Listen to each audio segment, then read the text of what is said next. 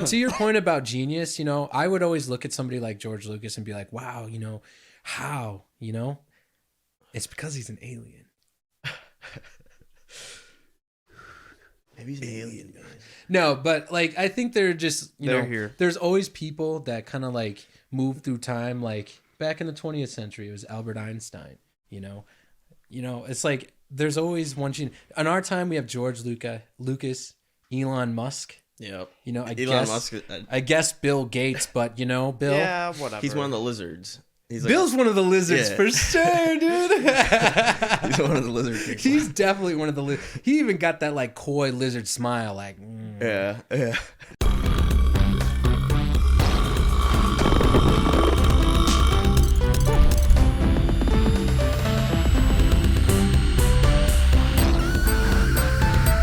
All right, we're gonna get started. You want to pop in and say hi? No, I'm out. Okay. I'll catch you boys later. All right, Knox Brownie. Knox says hi. Can, on hey, the record. can you shut that door? Little door shut. Why do you want the door shut? Because it makes me feel like it's intimate Yeah. when it's in an enclosed space. Can you also light a candle? If you could find one. Would you light my candle? It's Rent for all you non-gay people. Yeah, no, that's tongue just weird. the illusion of the door being Yeah. Yes. You want to start off with a melody? Wow, way to put me on the spot, dude. I said, yeah. You just did it. But that was like that was a punchline to a joke. Yeah. That wasn't even me like really singing. See that's kind of what my career is. It's like people hear me like sing to myself. They're like, "Wow, you're really good," and then they go to my show. They're like, "Ooh, not that good."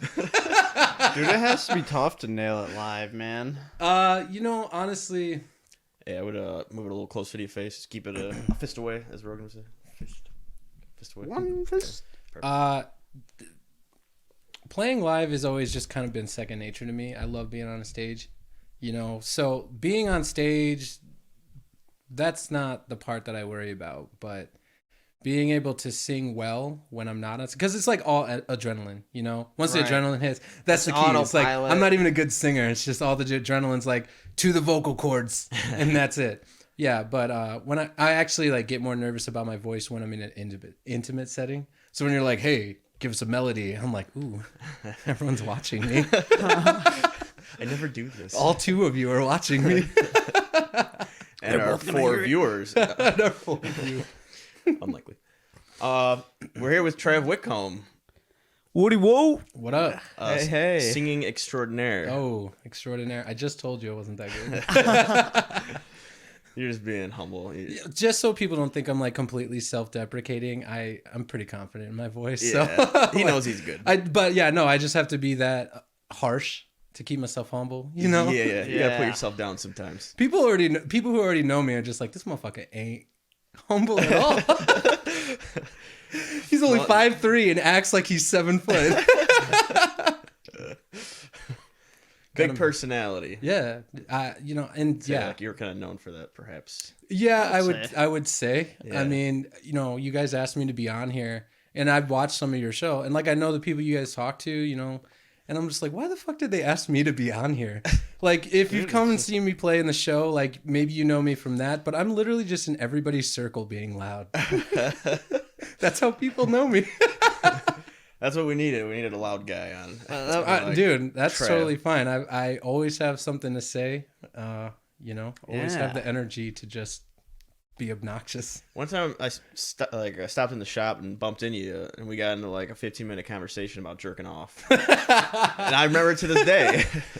You're like, you should jerk off a lot. It's good for you if you don't use it. It is good for you. You'll lose it if you don't use it. And I was Like, I for went real. home and jerked off that very minute. And honestly, yeah, that's a funny story, and I remember there being a lot of laughs.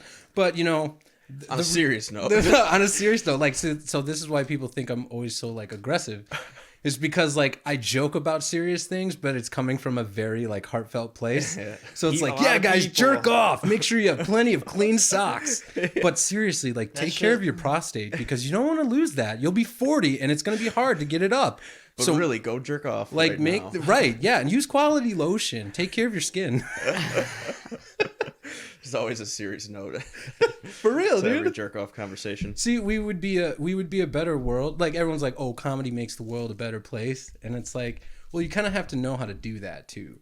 So you can't just be like a stand-up comic being on stage and talking about politics and bitching and moaning because that's your perspective.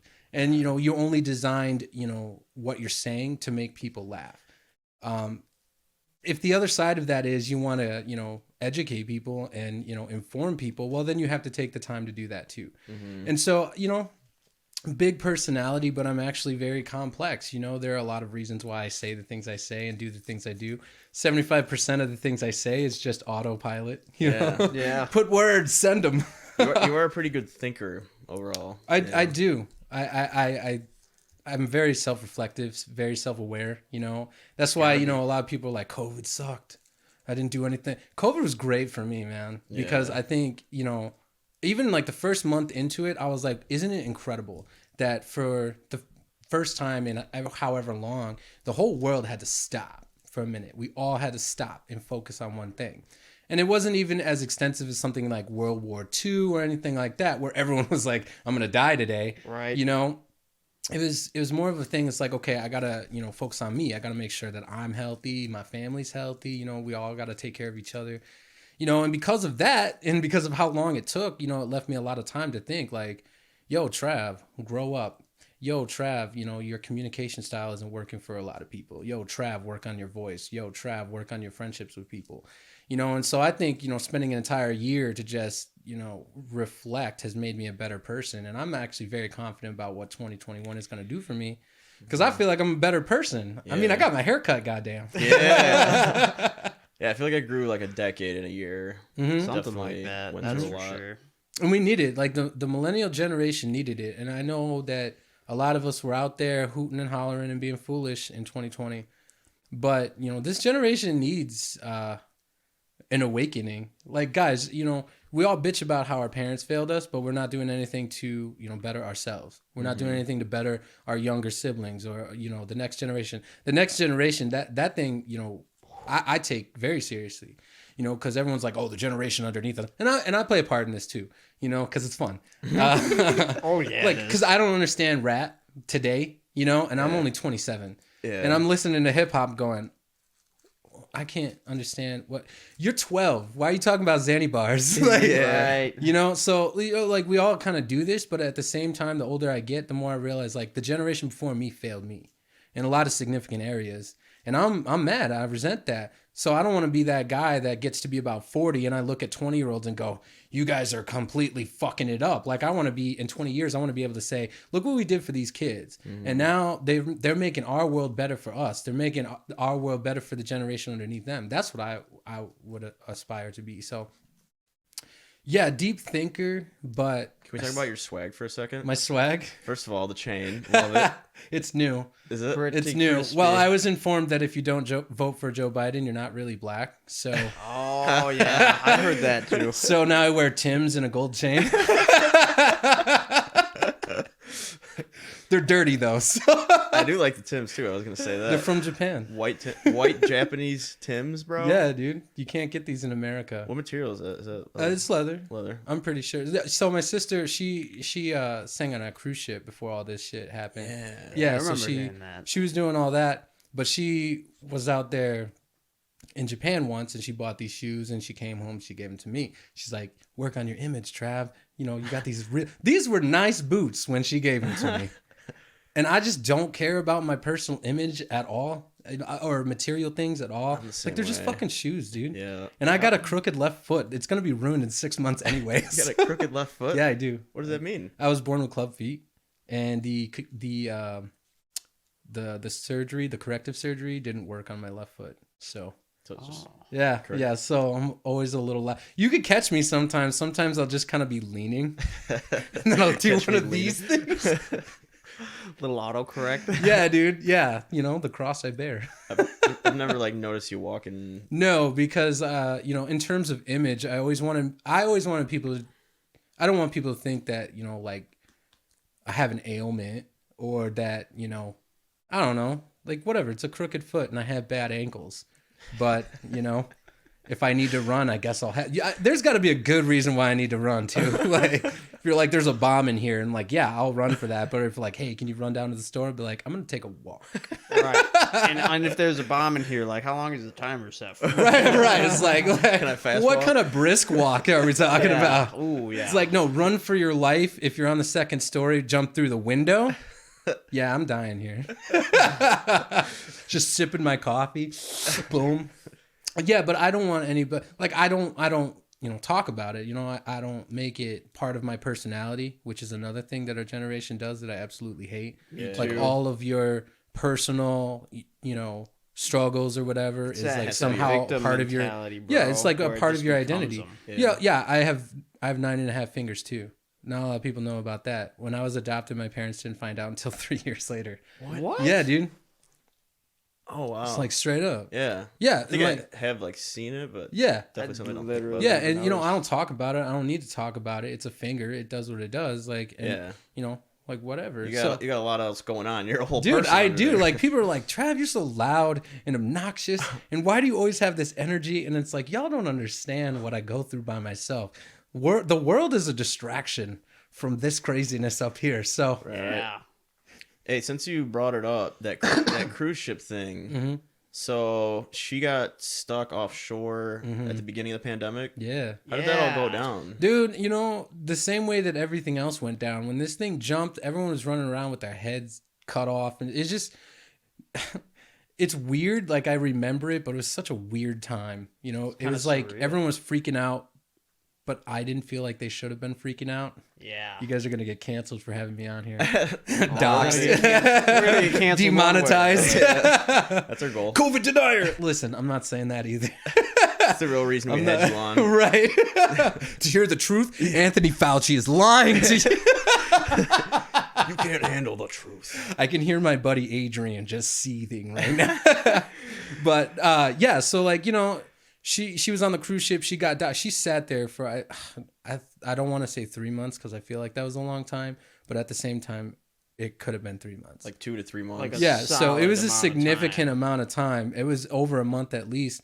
And it's not like, you know, they just opened the ship up for everybody. No, like everybody who worked on the ship had to be in their barracks, essentially. And if you know anything about, you know, working on a cruise ship, it's essentially, they live in the same environment, essentially like, you know, like sailors do. You know, just very small quarters, very small beds, not a whole lot of moving room kind of thing. And she was in that for, you know, a couple months. And she just sat there. And what was the reasoning? They couldn't just dock it? They just I can't pretend that I know all the reasons or remember all the but it was just like, oh, we don't want COVID to spread, so everybody who's been on sea or anybody who's been outside the country, you know, that kind of stupid shit, you know. So, and this was even before like testing was real serious, you know, and stuff like that. So, And they were literally were not allowing people off. they were of it, no not matter allowing what. anybody off of the ship. I want to say, that's insane, bro. Yeah. That is absolutely nutty to me. it was nuts, dude. And this wasn't, and so my sister lives in America, so she's docked outside of America. So, you know, close enough. But a lot of the people that she worked with worked outside the country. A lot of like Filipino workers and stuff like that. So these people are locked on a ship, docked at a country that won't even let them come into their country. Yeah. In close quarters. And by the time my sister got off the ship, there were still people on the ship. So, you know, They and might then still be on there. yeah, the story ends because, you know, I got what I needed. My sister's home. Right. But it's like, Y'all you can know, figure that out. they could still be out there for all I know. I did not follow the story after that. Yeah. Yeah, dude. So, you know, it was crazy. And she, you know, we all suffered from some mild, you know, emotional or mental health issues, you know, but it really messed her up because essentially you're in isolation and you get one window and it points out to the open sea and that's it. You know, that's it. So, Man, that would drive me crazy. dude, I couldn't. It makes me like nervous just talking about it because I'm not claustrophobic or anything, but I require having, you know, human contact, and that was something that I did struggle with through COVID. It's like, you know, when I say I wanted to work on my relationships, that revelation didn't come until like the fall when it had already been 5 months of not seeing anybody think- or like associating with people, and that's when I was like, yo, even my closest people, I'm not talking to enough and seeing enough in this pandemic, so I got to get better at this. So So even just that, like before I came to this this revelation, it probably would have been worse for me if I was in her situation, because then I would have come to that revelation in the middle of being isolated like that. So I commend her. You know, she's a lot stronger than she gives herself credit for.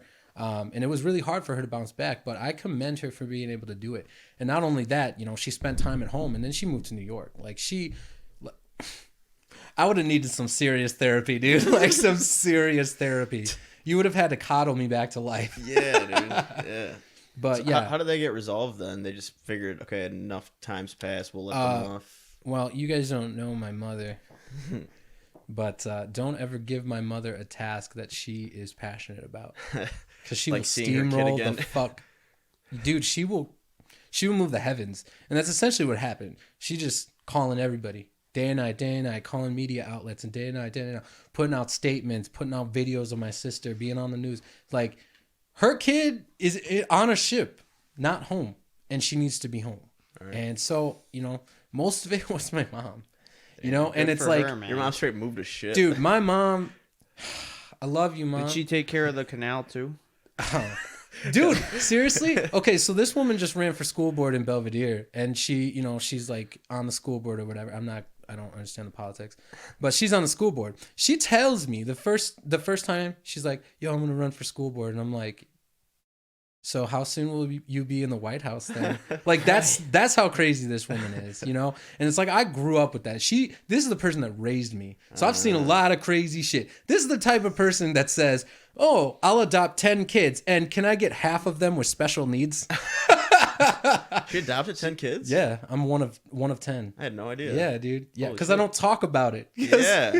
Yeah. Because growing up, it was like we were just a unit, you know? And I get it. There's a whole lot of kids and there's a whole lot of special kids. So there's not a whole lot of room for you to have your own personal identity, you know?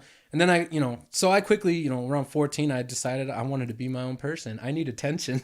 Yeah. So I got into music and I started getting involved in my church and whatever. And so I kind of built my life away from my family. So I have my own personal identity. And I don't talk about it much just because, again, like, what's the significance of that? You know, like, why do people want to know how many kids you got, how many siblings you have? It's like, why do you care? Yeah. And I don't even like them, so why do you care? No, I'm just kidding.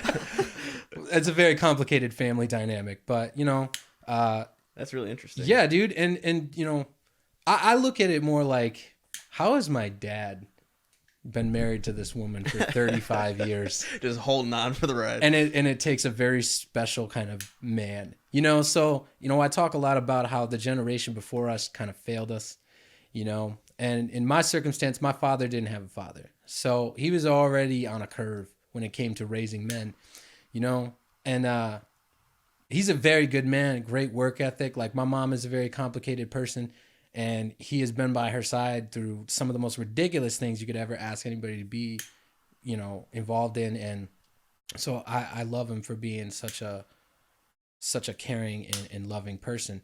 But at the same time, me and my Nobody's mother are a perfect, lot right? alike, so we clash a lot, and as I got older and started moving away from church and kind of the teachings of my parents, that clashing got to be a little more aggressive. And I started looking at my dad like, dude, this bitch is crazy. You never yell. Like, he does yell, but like, you don't yell. You don't raise a hand to her. I don't believe in hitting women either, but I also believe in equality. So. Fill in the gaps. My parents are, I look at them. I'll be honest, and I'm not afraid to say this because I love them anyway. But I'll be honest, my parents are the type of people. I look at them and like, why are you guys together? Why is it you two? Why is it your strengths together or your weaknesses together? That adopted all these kids and yeah. And I just, I look at that and I go, well, sometimes chaos is necessary. Sometimes you need, two ridiculous strong forces. My dad with his incredible empathy and ability for understanding, and then my mom with her control issues. And I mean, sometimes that's what it takes. And they did their best. They raised 10 kids, but at the end of the day, the most that my parents could have ever done for me and my siblings is to give us a good home. Being in the the foster care system and the adoptive system, like all that shit's crazy, and it could have ended up a lot worse for me. How does that shit work? If how- a kid doesn't get adopted, they just They release stay, them. they stay in the system. So essentially, what happens is, you either live in homes. They don't use the word orphanage anymore, but they're homes. You're stacked on top of other kids. Sometimes you might go to foster care is, when somebody opens up their home to have kids, and that's very political too. There's a lot of incentive financially, but the outcome's never really good. It's just because you can't teach people how to be family. You know what I'm saying? The fact that we have a problem with kids coming into this world without parents, without siblings, without any sort of family, that is a bigger issue, in my opinion. I would actually agree. Yeah, and on top of that, you have kids that spend their entire life in the system and never understand, good family values or good community values. You get some of these shaky motherfuckers who are always wanting to fight or super protective of their space and their things and things like that. We are damaging children because we do not care. And I'm not saying that everybody should, birth a child and you're stuck with that child. I understand that things happen, but why is our system not doing more for these kids? We talk all about how we do all of it for the kids. We do all of it for the kids. But why are these kids still hurting? Why are these kids still suffering? And I could tangent, but it's just like, it seems to me like the problem isn't necessarily what you have interest in. It's my favorite new term. It's the virtue signaling that you really want to do. You want to adopt a kid. There was a whole story of this woman on YouTube where she adopted a kid and he was all a part of their family YouTube vlog, and he had special needs and they adopted him from China and whatever have you. And for 3 years, it was all about this kid on their YouTube channel. And then after 3 years, they gave the kid back. What? Mm-hmm. Wow. Because they couldn't handle his What? mental disabilities and shit. Wow. Mm-hmm. So it's like, I know virtue signal is a new term, but people have always been doing that. This woman clearly only wanted a kid so that she could show the whole internet what a great person and what wonderful people. That's a hell of a way to start a YouTube channel. Yeah, well, Good strategy. It wasn't the start. Like, they had already. That's one that I honestly have not looked into as much as I feel like it's one of the buzzwords now for sure. Mm-hmm. I agree. But you're saying virtue signaling is basically like people just trying to make themselves seem like they're as virtuous as possible, right? Yeah, dude. And so pretty much flexing by like being a PC person. And it comes in many different forms. All you have to do is evaluate in your mind what you think is a righteous cause or a righteous position, and then you make your entire identity about that. It's the same thing that I was talking about with mental health. So it's like reverse victim mentality. Yeah, essentially. And it's like you go like, out. I'm the one fixing this. Right. Look at how glorious I am. Look how great of a person I am. You don't have to focus on my flaws. You don't have to focus on what a not so great person I am. But look how much I care about this one thing. And that shit is so fucking buck wild. And I absolutely hate that shit. Mm-hmm. And I hate it so much and I'm so emotional about it is because most of these people are fucking horrible people. Like I want you to care. Yeah. So that's great, but the whole narcissistic dynamic to that is. And it's funny that you use the word narcissistic because that's another buzzword. Yeah, man. because narcissism is a real thing. Narcissists are real people. But for some reason, we're trying to teach people that it's okay to be narcissists. Like, it's okay to talk about, your sexuality. Like, that is the only thing that matters. It's okay to talk about your race. That's the only thing that matters. It's okay to talk about your political affiliations. That's the only thing that matters. And everybody gets out there and, they virtue signal in their whole way. But the problem with virtue signaling is it's usually not verbal. And if you stop using words to communicate your position, how are you surprised that nobody understands you and everyone just hates you? So, that's why I don't I'm mind still digesting that last line. That's why I don't mind the fact that I talk so much, because at least I'm saying this stuff. You can pick and choose and you can ignore and you can drop off whenever you want, but at least I'm saying this stuff. Mm-hmm. I don't, the gold chain, this is actually just, I just made a choice today. Yeah. And you pointed it out, so I'm never going to wear it again. But it's like, some people would be like, this is how connected to my black identity I am. And it's like, no, I'm really just trying to like dress better. You know, and it's like, this doesn't make me any better. This doesn't make me any worse. This does not make me any closer to my black identity. You know, I was just trying to spice it up a little bit more. Yeah, like the only time that I like to, you know, virtue signal or whatever, or I was gonna say like basically just like if it's funny, you know what I mean, for like the effect. Yeah. You know, as far as like talking about your identity and where you come from and like talking, you know, like what's your intention? You know, of course social media reflects onto that too. Like it's tough to like almost be like have good self-esteem without virtue signaling. Like it's kind of a fine line, but I think a lot of it is just what you expect in return for it. Like when you say to some extent. Yeah, so I think it's all about your intention. So, you know, I don't mind people being gung-ho for a cause or being gung-ho for... I'm very passionate about my position, you know. I'm a terrible Christian, you know, but I believe in my Christian faith, and I'm very passionate about it, you know. Like, I love Star Wars, and I'm very passionate about Star Wars, you know.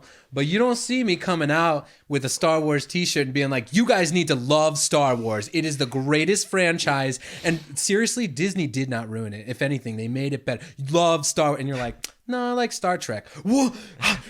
Like, that's an attack on my identity now. Yeah. Like, for you not to like what I like. Do you believe in the Disney thing? Do you actually, what Disney thing? You think that Disney made it better? Yeah, I do. And I know I have some people out there that have a different position. Here's the thing. I don't want Disney to own all of entertainment either, but let's be very clear about one fact. When you can hire people like Dave Filoni and what's his face, Iron Man guy. Yeah. Downey Jr.? No. He's the director of The Mandalorian right now. I couldn't. Why am I blanking on his name? He's one of my favorite people in Hollywood. But anyway, when you can pay to have a creative team like that working for, you know, whatever concept, yeah. When you can pay for the CGI, the sets, the costume, the everything. Disney had the wallet, and everybody who loves Star Wars and wanted to work on Star Wars joined in. Like, George Lucas is not like hands off, you know, he's there consulting.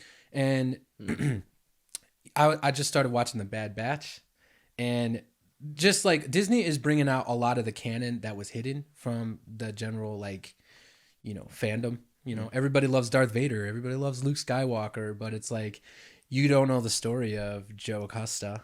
Man, like, George Lucas, you know, it's just is a stupid genius. shit like that.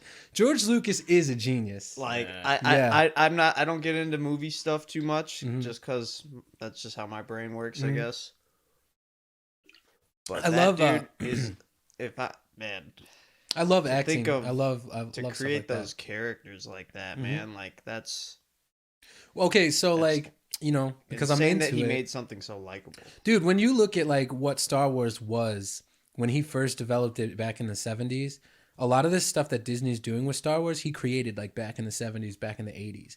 You know, this is what I'm saying. Like, people are like, Disney's taking... Oh, yeah, dude. And it's very extensive. Like, with me, I'm like getting all super... Like, I'm about to sit up a little bit, dude. Like, let me learn you a couple things. But it's like, you know, people are like, oh, they're going to take away, you know, what Star Wars really is. They might take away from what, you know, 20th century did with Star Wars, and it might not be the 20th century version of Star Wars, but everything Star Wars has been coming from George Lucas, and George Lucas is only working with people that care about the project too. And so when you know, all the new canons and stuff, I'm excited. Like the 3 new movies, no, they weren't my favorite, but there's so much story in there that connects to other shows, like, you know, The Mandalorian, you know, The Clone Wars, the Bad Batch is kind of like super tangent, but the new Obi-Wan Kenobi show that's gonna come out. Yeah, like why not add to the story? Yeah, like how could they fuck it up? Yeah, it's like it, and the reason that they're getting away with it, and in my opinion, is because there's so much good stuff in there. You know, there's so much work that's been done on the Star Wars universe that, you know, if you get people that love it, run it. You know, so yeah. But to your point about just too good to not continue. Yeah, and it's like, good stuff, and I could talk about this so good all fucking day. This turns into a Star Wars podcast. But to your point about genius, you know, I would always look at somebody like George Lucas and be like, wow, you know, how, you know, it's because he's an alien. Maybe he's an alien, guys. No, but like I think they're just They're here. There's always people that kind of like move through time. Like back in the 20th century, it was Albert Einstein. It's like there's always one gene. In our time, we have George Lucas, Elon Musk. Yep. I guess Bill Gates, but Bill. Yeah, whatever. He's one of the lizards. He's like Bill's one of the lizards for sure, dude. he's one of the lizard people. He's definitely one of the lizards. He even got that like coy lizard smile, like. Yeah. Wouldn't you just feel slimy like being in the same like, even if it was like a I would huge feel like he room was like with him. like he like he was gonna double cross me. Like that's how I would feel if I was always around. Like, where's the double play? Yeah. Like, where's the knife that's gonna, be stuck in my back? Whereas, like, I look at someone like Steve Jobs, rest in peace, but it's like, I feel like I want to hang out with Steve Jobs. Yeah. You know, He'd be a little bit less backstabby. probably, and Steve probably smelled bad, but I could get over that. Yeah, for real. And honestly, if I'm being honest, I just appreciate the model business plan. Wait till someone creates it, and then we'll create it better. Yeah. Genius. Yeah, Android's like, we got widgets and you can personalize your phone any way you want. Apple's like, yeah, but does the camera work? Yeah. Yeah. Yeah. So, my allegiance is to Apple. I submit to the Apple overlord. And then kind of like if you do one, you're doing everything like that. So like watches, TVs, Mm-hmm. Like, it makes sense because they all connect and shit. Well, and everything I own electronic is Apple, and it's going to continue to be Apple, mostly because once I find a product that I like or a business that I like to patronize, I'll just keep going back to that. I definitely believe in loyalty like that. Apple has not steered me wrong yet, other than the all glass, because I have broken my phone many a times. But, they've been good. No, to me, they so. are pretty good phones. Yeah. Especially, I'll give the iPhones credit. Like, there's some Android dudes that are like, oh, there's just no way. And that's just unrealistic. And I'm not that shitting on motherfucker Android. works There are great. things that Android can do that Apple can't do. Whatever. Buy the phone that you want. I don't give a shit. But if you come to me for my opinion, just understand that You're biased in that I'm way. very biased. Mm-hmm. And I think, we should just start being honest about our biases. If we're not going to dig up, all the shit that makes us tick, let's just be honest about our biases. This is a lesson for everything that we talk about now. Oh, you're a liberal? Oh, I'm conservative. I'm biased about whatever we're about to talk about. Yeah, a lot of people are too scared to really like. I'm sick of it. Identify dude. one way I or am another. so fucking sick of it. I'm a very open person. I'm a very open-minded person. Even with my Christian bias and things like this, there are things that I've been able to learn from moving away from Christian ideology and things like this. I have a bias. You come to me and be like, "What's the secret to life, Trav?" And I'd be like, "The secret to life is to serve our Lord." And they're like, "Well, there's no such thing as God." And I'm like, "Prove it." You have a bias to science. I have a bias to my religion. There's nothing wrong with that. Coincidentally, I think they're all intertwined. But Yeah. what the fuck do I know? I'm not college educated. There's something that like are facts that I like, but then what even is a fucking fact? Evolution. See, this is dangerous. I love it. This is dangerous talk. When you start saying like, "What is a fact?" There's you should question everything. Like it but- is possible the Earth is Yeah. flat. Like it is possible, right? No, we literally went up there to check. See, Like like, there's a 0% chance. We literally went up there to check. I haven't been up there to check. So you're gonna tell me that every time we went up there and we're like, "Yep, nope, it's still a globe," they just literally just doubled down on the lie. They're like, those monkeys don't understand. They're in a zoo. I haven't been up there. I don't know. I'm just saying, dude. Then there are things that we accept as fact. There have been enough people to go up there and be like, "Listen, it's a globe," all right. And there have been enough, responsible intellectual people to confirm that. So, I put my faith in that, and I call it fact. Yeah. But a like fact is a fact until it's not a fact. If there's evidence that the there's Earth gotta is be. flat, and it without the, okay, I got guess the Earth is down a flat. pretty good rabbit hole. the with that. shit. You learn something every day. Like when they were like, "Yo, Pluto's not a planet anymore." I'm like, why? I don't feel like I got a fact on that one.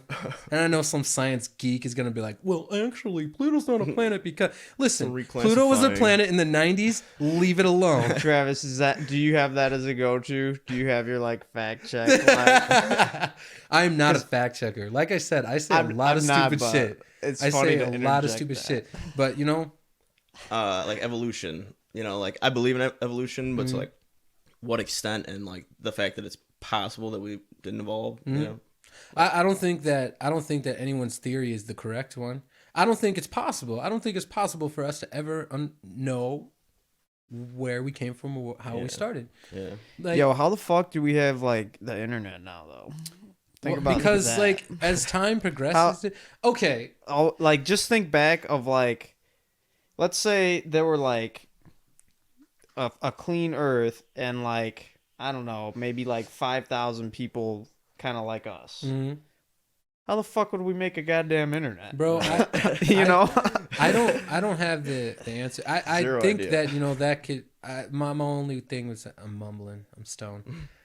I just say evolution. You know, like maybe it's not as dramatic as, you know, coming up out of the proverbial ooze or whatever, and then, you know, hit it. I don't think it's like as dramatic as that, but like if you think about 200 years ago, we were still pretty primitive. What do Like you guys- evolution takes its time, you know, and there were a lot of things that we had to do in order to get to the internet. For example, the internet would not exist if we didn't invent electricity. You know, like that's how far you have to go to be like, wow, that's how far we had to. Yeah, I couldn't. Right. And that took a long Look at fucking a time. chronological course of Like, events you know, that and- have exploded. Because Right, think and you about can- like electricity to like, And you can now, look back, it's- and you can look back and you go, oh, okay, well, you know, it took us 150, 200 years to get to internet from electricity. That's still that's not a long time. I'm like, yeah, and that's what is amazing about America. Yes. That's what happens when you let them sell it. I'm just saying, dude, most of the amazing shit that we have in our pockets, in our homes these days come from America and from America ingenuity. And, yo, I'm down. I'm glad to be a part of it. You slap made in the USA on something, and I feel like I was in the room developing it with them.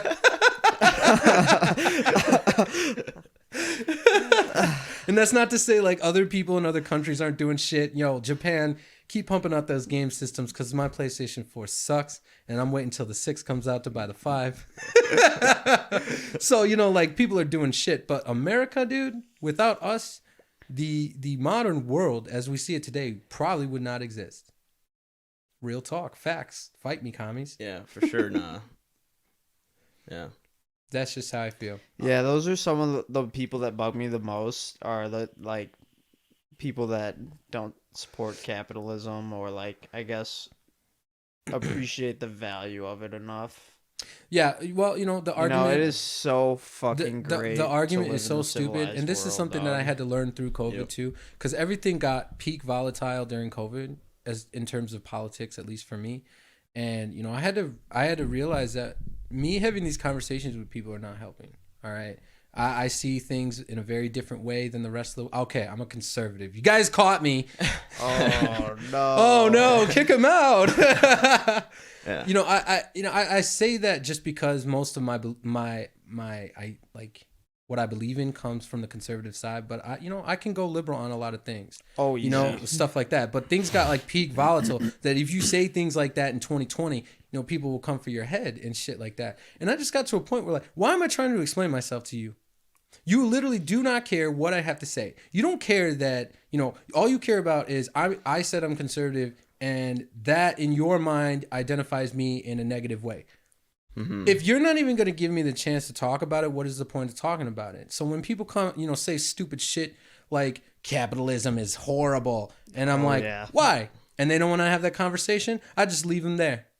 Yeah. Like if that's what you want to believe, exactly. You believe in capitalism. You believe that capitalism is so bad that you're out there wearing clothes that you cannot say that capitalism is bad. That's the lack of appreciation. Like you that must I'm be out there about. butt ass naked, eating like nuts and twigs in the woods, to be like capitalism doesn't work. Look at me, I'm totally fine. Right. Then I'll be like, okay, maybe that guy knows something. Like, but like, you know, and it's always the most like privileged people that will say stupid shit like that. Yeah. It's like it's really lot of easy for you. times. It's really easy for you to say things like capitalism doesn't work when everything has been given to you. Everything has been spoon-fed to you. And I'll say that about the average American because everything that our generation has been spoon-fed to us. Education, healthcare. You know, I get like, of course, there are people in certain classes that don't get certain things, and certain other classes get more things. But in our developed nation, a lot of the stuff that we take for granted is just given to us. You know, in other countries, they literally fight wars over stuff that we have. Like, Yeah. you know, and Yeah. so Those people need to travel more, like literally. yeah, and so it's just like, you know, if you're only going to see me as one way, what's the point of even having the conversation with you? Mm-hmm. You know, and it's not me being like, oh, one day I'll be able to tell you so. It's like, no, honestly, I'm so sick and tired of the fact that I can't talk to you. Because I grow from differing perspectives. Like, I hate to say like, oh, I'm conservative, because, you know, it's way more dynamic than that. You know, like, I don't subscribe to one team, like, you know, and if I can't talk to you about this, well, then all hope is lost. And then I hope the new world order that you subscribe to, I hope it's good for us then. You know, because for some reason you think that the conversation doesn't matter, so you must know something I don't. You know, and Just really, saying conservative is a good, like, overall, you know, like, it's just one word. I guess like, the term I'm would be conservative, moderate. Like, generally. I'll sit in the middle, dude. I'm waiting at the sure. table Right. for people to meet here. Right. Because it obviously does not work when one side is making all the decisions, where one side is the only one being heard. Like, you can say what you want about, you know, politics as it stands right now, and you can say what you want about the division in this country, but if you're not really concerned about what this is doing to us as a society, well, I hope you're right then. I hope what you ask for is what you get. Because in my opinion, things are bad. In my opinion, a lot of people are suffering, and a lot of people are walking around going, what the fuck is going on? Yeah. And all the Yeah. while, everyone's just sitting back going, well, I need to take care of me. I got to take care of my base. I got to take it. It's all about me. And it's like, yo, all right. I hope you guys are right then. Yeah. You know? So, but, you know, and I guess the way that I could fight against that is just come out and say that shit. You know, like, yo, I lean more conservative. I Yeah. mean, and if that's going to cause So- you to so what violence makes- towards me, then I guess, you know, that's between you and your Lord. But like, yo, Nah, let's talk about the pros, man. Like, what are a few things that like you want to see? well, so What are like your maybe big 2 or 3 that like I think that why you would say that you agree with conservative viewpoints? I on completely things? disagree with the anti-American sentiment. I think it is 100% I disgusting. I can agree. Yeah, There are sides of it that are very disgusting. of course there are sides to it that are disgusting. You know, like, I'll be the first one to tell you, when I look at history and I see all the times that America stuck its nose into something it shouldn't have, that was a big mistake. You know, I'll talk about all the conservative Republicans or whatever that have fucked things up. Like, that's not the point. The point is, this is the greatest country in the world. So great, in fact, that we have it written down in law that you're allowed to say this stupid shit. And this country is not good enough even for that. Like, it just doesn't make any sense to me. It does, and it does, you know. And then you take it a step further, and you hear people say, "Well, socialism would work better for us," and it's like, let me go back to my point that I made like 5 minutes ago when I said that a lot of technological advances come from this country. You know which countries are not very technologically advanced and socialist? So it's just like, it just does not make any sense to me for you to be able to fabricate that narrative in your mind and then call it true. It's not, you know, and I'm Right, sorry, like- but like, as a black man in this country, if I can understand that, there's no doubt in my mind that some, you know, higher middle class white kid can figure that out too. Your virtue signaling is not working on me. Yeah. They do. It's like literally feeling guilty, dude. I think a lot of it's just like a guilt that you. White guilt. Yeah. You feeling guilty? White guilt Kurt? or class guilt. You know, like, just like literally growing up with parents and fucking anything, you know. Listen, if you grew up and had a good life, you're blessed. Yeah. But If it's you like, Do grew up, something with if it, you bro. grew up and had more than somebody else and never gave to somebody else, maybe you should feel a little guilty. But that does not mean Yeah, that you right. should sell everything you have Yeah, and burn now it you all have down. to cut your No, no, wrist in no. the town square. Look how Create new opportunities. use it. That's what I'm Solve the saying. Like, fucking so when problem. people say like capitalism doesn't work, well, let's talk about all the rich people that took advantage of capitalism and then gave it back to the communities. You know, There's a you know what lot I'm of saying? really dope shit going on, man. So- There are some people that are just fabulous human beings for that. So like when I say I lean more conservative, I'm very patriotic. I love this country. You know, I love what we have done in terms of race in this country, not in the last 10 years. But, you know, like the fact that, like, listen, from mid 1960s, where black people were legally not allowed to use the same restroom as a white person, all the way up to the mid 90s, fucking Michael Jordan is being paid by all the white people in the country that hated him 40 years prior. Yeah. That's what we did in terms of race. it's a pretty big switch, Like man. some of the greatest entertainers in our country are black. Dude, by far. Yeah. You know, like Greatest some of the artists, most just talent. educated people in this country are black. You know, and maybe it doesn't look like that. Well, there are less black people in this country, so I don't know what to do. Like, even, you know, and we can rabbit hole as to why it turned out that way. But I'm not gonna. goes I back don't want to to just subscribe to that. I look at the that. black Let's people make that it better. succeeded in this country, and I say I want to be like that. I don't want to be a victim. I don't want to feel like every time I step out my door, I'm in danger. You know, if those black people were able to do it, why can't I? Yeah. And that's the country I live in. You know, there are countries in this world where racism is just every day. You know, I was watching this video of like some soccer tournament over in Europe, and they had an African team playing this like German team or whatever. And they were calling them monkeys. Like the fans in the stands were like hooting like monkeys and shit, calling them like gorillas and chimps and shit. They were calling the African team monkeys? This was like video was like That's 3 years bad. old. In Germany, you said? It was some European country. Oh. Yeah. So there was an interviewer that was like, "Hey, like, so why were you saying all that stuff to them?" And they were like, "Oh, you know, that's just what we do. You know, it's a soccer game. It gets pretty intense." Yeah. We talk shit. Yeah, I was like, "That's awesome." That's my personal feeling about it. That's my personal feelings about it. If I could look at your race and have my own personal opinion about it, but nothing ever happens, no violence, no nothing, I'm fine with that. You disagree with, if you do not like the fact that black people are equal to you in this country, that's fine with me. You can think that all day. You can even say it to my face. I don't give a shit. That's just, It's when you act on have the that, same and when you be opportunity. foolish on that stupid shit. That's when we have a problem. I think you're inferior to me. Well, I don't think that you're very smart. Yeah. Done. Conversation over. You know? You know? So, yeah, deep thinker, dude. I go all the way. I travel to all the rabbit holes. I do agree for sure. Very much so worth the trips. The anti-capitalism thing is like Yeah. really. And you're fucking a up this business owner nation. too. Yeah. You're a business owner that had to go through COVID. You know, like I hear people, because that's where my head goes too. You know, I have tons of friends that have their own businesses or make money for themselves. Capitalism doesn't work. This motherfucker is younger than me, and he has his own business. So I don't know. Capitalism from won't nothing, work shit. unless you make it work. Unless So, you make it work. go to work. Do something with you Create an hear stories of like opportunity. little kids in like the projects selling like ice cream bars or some stupid shit so they can, you know, buy Gatorades or whatever dumb shit. Like that shit makes me go, yeah, those are kids that understand. You work, you get paid, and you get what you want. You know, and that Rinse is and repeat, baby. that is the lesson that we should be teaching these kids.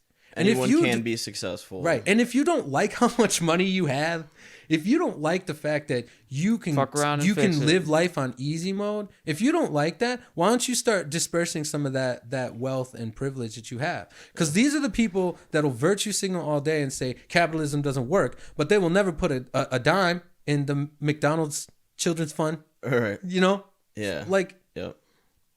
so if you don't like it, do something about it. Yeah, those are people like they just don't have money or they don't know how to get money and then do good with it. Yeah. So they bitch about the system, you know, like all the system's broken. And that's natural to me. Use the system, get money, and then do good with it. Yeah. You could be a millionaire overnight. Yeah. Like, literally. Oh, and also, it's not my responsibility to take care of you. Yeah. Yeah. Like, And yo, I obviously, unless- already pay taxes, yo. Unless you have like some serious shit, obviously, then it's like you Okay, know. yeah, like if you're my family, you're my friend, my loyalty runs deep with you, and I Yeah. will be there. But if you're some bum and I ain't got $1 in my wallet, I'm sorry, I don't care. Yeah. And I know that's harsh. Like, how dare you? I don't care because and neither do you. Mm-hmm. You don't you care Exactly. because I said that I didn't care, and you think it's wrong for me to say that I'm not going to give $1 to a bum. Yeah. I work for every dollar, and if you're mad that my tax dollars are not, creating a better world for this guy to live off the government, maybe you should be mad at your government for not putting the money where it should go. Yeah. Maybe this bum wouldn't have so much problems if Rockford Maybe it Rescue could be- Mission had more funding. Maybe Sure. this wouldn't be a problem if we, did something about mental health issues. Because Rockford, some of these bums, they're crazy, man. They need help. That's where it Yeah. gets tough for me, man, because as much as I don't want to help somebody who's not willing to help himself, there's a certain line with the mental health where it's like, oh, Yeah. you can't help Yeah, yourself. yeah. And if you know, can't help yourself, That's totally hard, man. Yeah. But also, I've been If you're told, an able-bodied person, yeah. If you are able-bodied, Yeah, if you're an and you- able-bodied and, you you're have- out there bumming, dog, like, Yeah, come and on. if you have You been can't in fool me. You ain't that stupid. Yeah, Get to work. yeah. And again, seeing that's where I cross lines. That's where I go left. Because I'm not saying that I want to use my tax dollars to pay for this dude's sandwich, Yeah. But some people are poor, dude, and we need some money to go out to them. Some people are legitimately down on their luck. Some people are so immature and so, unaware of themselves that they cannot be successful. Sometimes that happens. And so if my tax dollars are going to help those people that actually need it, that would actually benefit from it, I have nothing to say. But the problem is the money is not going there. How do I know? Because the problem is shitting in the street. Your move, LA.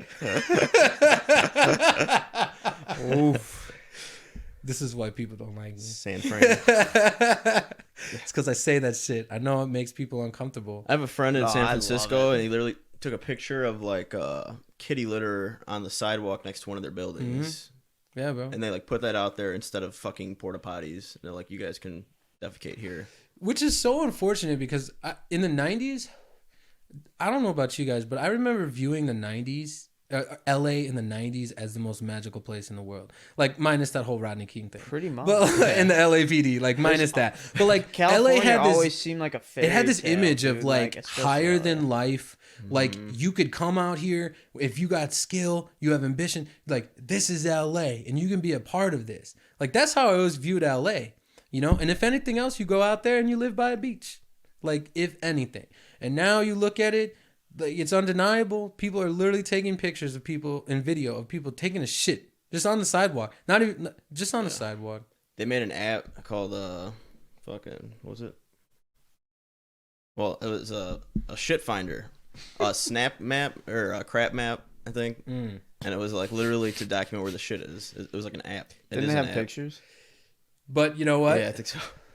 You know what? They created a job by creating an app. So Yeah, economy. someone it'd got be- richer. Whatever, dude. Whatever. And, Capitalism. Hopefully. and that's where I withdraw myself, Like that's where my federal tax dollars go to making sure that other people's cities are clean, infrastructure and shit. But if you're not going to use my tax dollars to clean up human feces on the side of the road, I don't want to pay for it anymore. I'm like, hello? This is why I have a problem. I bet if you were to look down any like reasonable budget breakdown or like budget versus actual allocated funds breakdown for a year, it would be absolutely fucking filthy in Illinois. Yeah. And I talk loud. Hey, And I you talk know- aggressively like I think I know what I'm talking about. Realistically, I don't. But I just think it's so fundamental the way that we could start being a part of the solution that it makes me mad. It makes me absolutely mad. In the generation of participation trophy, we learned that all you had to do was show up. And people won't even fucking show up for the solution anymore. That's true. So, if you don't like the fact that I'm going to talk about it, if you don't like that I have an opinion about it, well then, okay. But understand that you living on easy mode, you're being part of the problem. I'm not saying you got to come out with your rakes and your brooms. I'm not saying any of that. But what I am saying, let's at least start having a conversation about these things. Because I don't like getting all whipped up and hyper about it either. Like, it doesn't feel good either, you know? Yeah. But I feel so strongly about, you know, bridging this divide between us as a community. Yeah. Because it's gotten to the point that if we do not repair ourselves as a nation, you know, Shit gets like more divisive and hateful every day. Yeah, it's and like for what? And for what? It like you said, man, it really is fundamental. I've been thinking about that a Mhm. lot lately. Like, as a person, I feel like I'm trying to basically bring people, or at least products and services, and together, people in general together. You know, So I think versus that's, like, man, there's a dude, lot of I know, divide. and I'm not again. So here's what I'm doing. You know, I talk grandiose like this. So what do? Well, I'm smiling at everybody now. In every place that I could be in public where I don't have to wear a mask, I'm smiling at people.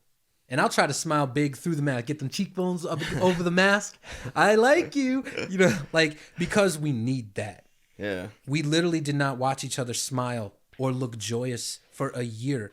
Yeah. You know, and so that's what I'm gonna do. And I make a point to remind myself, like, yo, say something that might make them smile back. You know, like, do something that might make them feel like, you know what, I see you. You know, Yeah. And I take it a step agree with further, that. like the kids too. I feel like the kids were left out of this pandemic, left out of the narrative. I don't think kids need to be in the middle of anything, but like, I don't think we thought very much about how kids couldn't go outside and play, how kids couldn't go see their friends, how kids couldn't just be kids for an entire year. And that breaks my heart, dude. I grew up and I was outside every summer. I was always doing shit. Missing out a year of to your think that childhood there would would've be a sucked year in my mad past dick. where all I did was sit at my house as a child. I can't imagine the type of emotional or social problems that are going to develop from that. So I work part-time in a grocery store now. And every time there's a kid in the line, I'll talk to the kid. How's it going, buddy? How you doing? You helping grocery shop today? You're being a really good helper today. Wow, way to go. Like, just Dude, like probably, whatever. You could probably kick ass at the grocery store. Oh, even man, if I grocery made commissions, I would own that grocery store. Like, and you know what? And I honestly, like, I enjoy it, not for the fact that the extra money is doing wonders for me financially, and I'm blessed. But I love the fact that I get to interact with that many people every day. And there's no real opportunity for us to get into detail about where our political affiliations lie, or we can't really talk about race within this 5 minutes where I'm checking your groceries. So all I'm here to do is say, I'm really glad you came in today. You know, I have a job because of you, and your kids are cute. Have a nice day.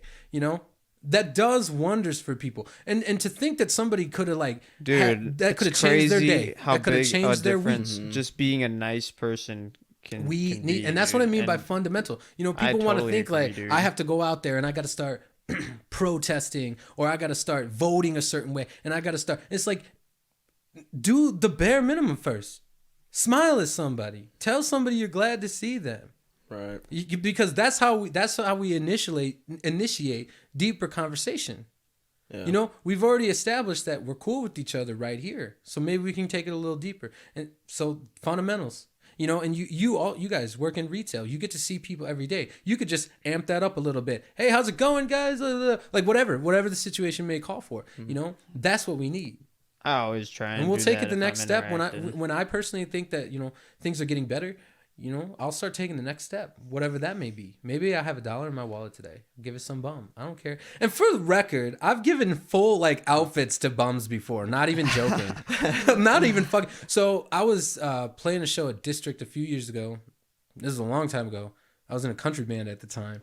And I was just getting something out of my car. But I always had clothes in the back seat, and some dude came up to me. He's like, "Hey man, you got any money?" Blah blah blah. I was like, "Nah, man, I don't have any money." And he's like, "Oh, okay." So he starts to walk away. I was like, "Hey man, it's cold out here. You want a jacket though?" He's like, "Are you serious?" I was like, "Yeah, I got a jacket." He's like, "Okay." It's like this nice leather jacket that my brother gave me. Damn. And I was just like, "Yeah, man, take this jacket." Like, and I gave him a jacket. Like again, not virtue signaling. I don't need people to think that I'm some sort of great person. But Yeah. what I am saying, when I see that need that needs to be met, like, compassionate. yo, I can be compassionate and I can be there for that person. But I don't need to talk about it every single day. I don't need to make a Twitter post or a Facebook post. Make a video I about don't, it. dude, straight up. And I hate YouTube commentators for that reason. Yeah. Because most of their content is like, look at me, I'm a great person. You know, I'm not saying everybody, I don't want to be a hater. But like who fucking cares how good of a person you are? Yeah. Especially when I can't feel that impact. I do not fucking care. You know, that's why I don't spend time on social media, because that's all social media is. Look at my life through this prism of my own design. Right. I'm always smiling. My relationship's always good. My kids are so amazing. Everything's so great. 5 years later, you find out this person got divorced. Yo, what happened? Yep. You know? Yeah. You know, we talk about Not real. it's Just not, a you know, it's side. not real, you know? And I found that a lot. I found that out when I went through my greatest breakup, you know? And I'm already the type of person that I don't want to involve people because I'm going through it. I don't want you to have to go through it. That's how I see it. But at the same time, everybody Two knew types of people right there. like this breakup was so significant to me, and I feel like nobody cared. You know, like nobody cared. That's a life lesson right You there. know, and so Nobody fucking cares. it got to a point where I would literally go on Facebook and be like, "Oh my God, today is a hard day," and that's when people cared. And it's like, wait a minute. All I'm trying to do is get a little couple likes for some happy juice so I can be miserable some more. And you guys would not show up for me either way. By the way, I haven't seen you motherfuckers in like 3 years. So why are we even friends? You know? Why are That's we why not? I stopped being yeah. on YouTube. If your homie knows you're sad and you're not at the strip club or something, I mean, what the hell? Yeah. That's And fucked up. I don't want, you know, and I had people. I had my buddy Don, you know, that's my dude, Donnie. I love you, bro. Like him and his wife Casey are, I don't want to like, you know, be a simp for them, but I fucking love those guys, dude. They have been so significant to my maturity and my development that when I was going through that, shit, if I didn't have them, dude, you know, and then it was just like, okay, I have 1,200 people on my Facebook page that say they are my friend, but two people that were there day in and day out, I don't need y'all, man. I don't need y'all. And you don't need to know about how bad it is for me. You don't need to know about how good it's going to get for me. If you don't care, then you just don't care. Right. All right? So that's what it is. Just use them for to help your career. Yeah, Exactly. yeah, and you know, and I'm on there for people like you guys. You know, you'll post something and I'll post a GIF, whatever, Yeah. dude. Like that part of social media is fun for me. There You know, is cool shit to do. yeah, because we you can can't keep be up like with 12 shit. places at once, and there are people that maybe you don't get to see as often. Yeah, you know? But honestly, which when is it gets life. down to it, when I want to see you guys, I come to the shop. Like I do not need to have, you know, a 10-page essay conversation with you guys on Facebook. I know Right. where you're at. Exactly. I'm just gonna come patronize your business and chat you up for an hour. But it's always good to rip and then I some walk little away from that and comments being like, stuff. yeah, Kurt and Marco are my friends. You know, we're friends like that. You know, but I wouldn't come to you and be like, yo, I'm going through some serious medical shit. I need you, like Yeah. Right. understand, Like, I'm trying to understand share the good dynamics things in with your friends. relationships. You know what I'm Right. saying? You know, and I don't think that's a bad thing either. You know, people kind of pretend that they have to care so much about everybody. Yeah. About everybody. Dude, I don't care about I don't care. I don't care. So, you know, this is the type of shit that I say. This is the type of shit that people get mad at me for. This is the type of shit that keeps me single. Ooh, Yeah. that's Travis' truth. I don't know what girls are looking for right now. I really don't. Yeah. And this isn't me More like complex than it's ever been. it's not even complex. It's just sad, dude. It's just sad because the way I see it is this is the culmination of telling women they don't need men and telling men that they do not have to be responsible for their actions. And then you get to this point where women are miserable and men are lonely. Yo, and I'm lonely, that was bro. really And I poetic. recognize that I'm super fucking lonely. But part of the reason I'm lonely is because there's not a whole lot out there that I feel I want to waste my time with. And I know I totally made it seem like, I need to have a conversation with somebody. I need to connect with somebody. And whenever I talk to a new person, whether it's a dating app or something, they're always so reserved, always so closed off. And it's like this is the transaction. You open up a little bit and I open up a little bit. If we jive, we can keep opening up with each other till we get to a point where we understand that we can trust each other with each other's emotions, with each other's secrets, and this, that, and the other. It's a process. This has not happened. The whole idea of falling in love at first sight, we all knew that was Hollywood back in the 1920s. All right? There is work that goes into this, and people don't want to do the work. Women that I encounter, or women that I try to go for, they don't want to do the work. Women today feel like men have to do everything to earn their affection. Yo, I get it, ladies. You're mad because we ran the world forever. I get that totally. But in order for there to be equality, in order for there to be change, you need to understand that simultaneous to us picking up our weight, you're not allowed to just drop your weight on me. Right, like you still have to contribute something. Yo, like whether that's and that's a personal thing, man to man, who's gonna need what, but like, like I think that's a pretty good general statement of where things are at around here from my experiences as well. Yeah, I mean, and again, I'm coming across aggressive, ladies. I'm really not this aggressive, but it just makes me so freaking mad. That you will bitch about a problem, grinder. But then at the same time, you will not allow yourself to be part of the solution. Dude, it's because they keep blaming it on the moon and stuff. Oh, like the girls that are super into astrology? Oh, you're a Leo? Yeah. That's why you're single. That's why you're... Oh, that's why you're so aggressive. That's why you're single. Just because you were born on a certain day. Yo, astrology's fun to me. I think it's really fun. I think it's interesting that we know enough about the human condition to make up stupid shit like that. Some of those zodiacs get a little too on point. And I understand. Like you know enough about people that you can write some stuff about certain personalities and then match them to people, and then whatever. I think it's fun. Yeah, some days I'll read something and I'm like, I should work on that today. It's interesting to entertain because the information came from somewhere. Yeah, and it Yeah, and it's like to an extent somebody tried to understand my personality because essentially that's what it is. Girls use zodiacs to try to think that they fully understand a guy, and that is their way of protecting themselves when they find out he's not at all like that. Oh shit! Throwing down the truth. So I think astrology's fun. I kind of ride that Leo wave because I'm big and explosive and larger than life. I think that's really spot on.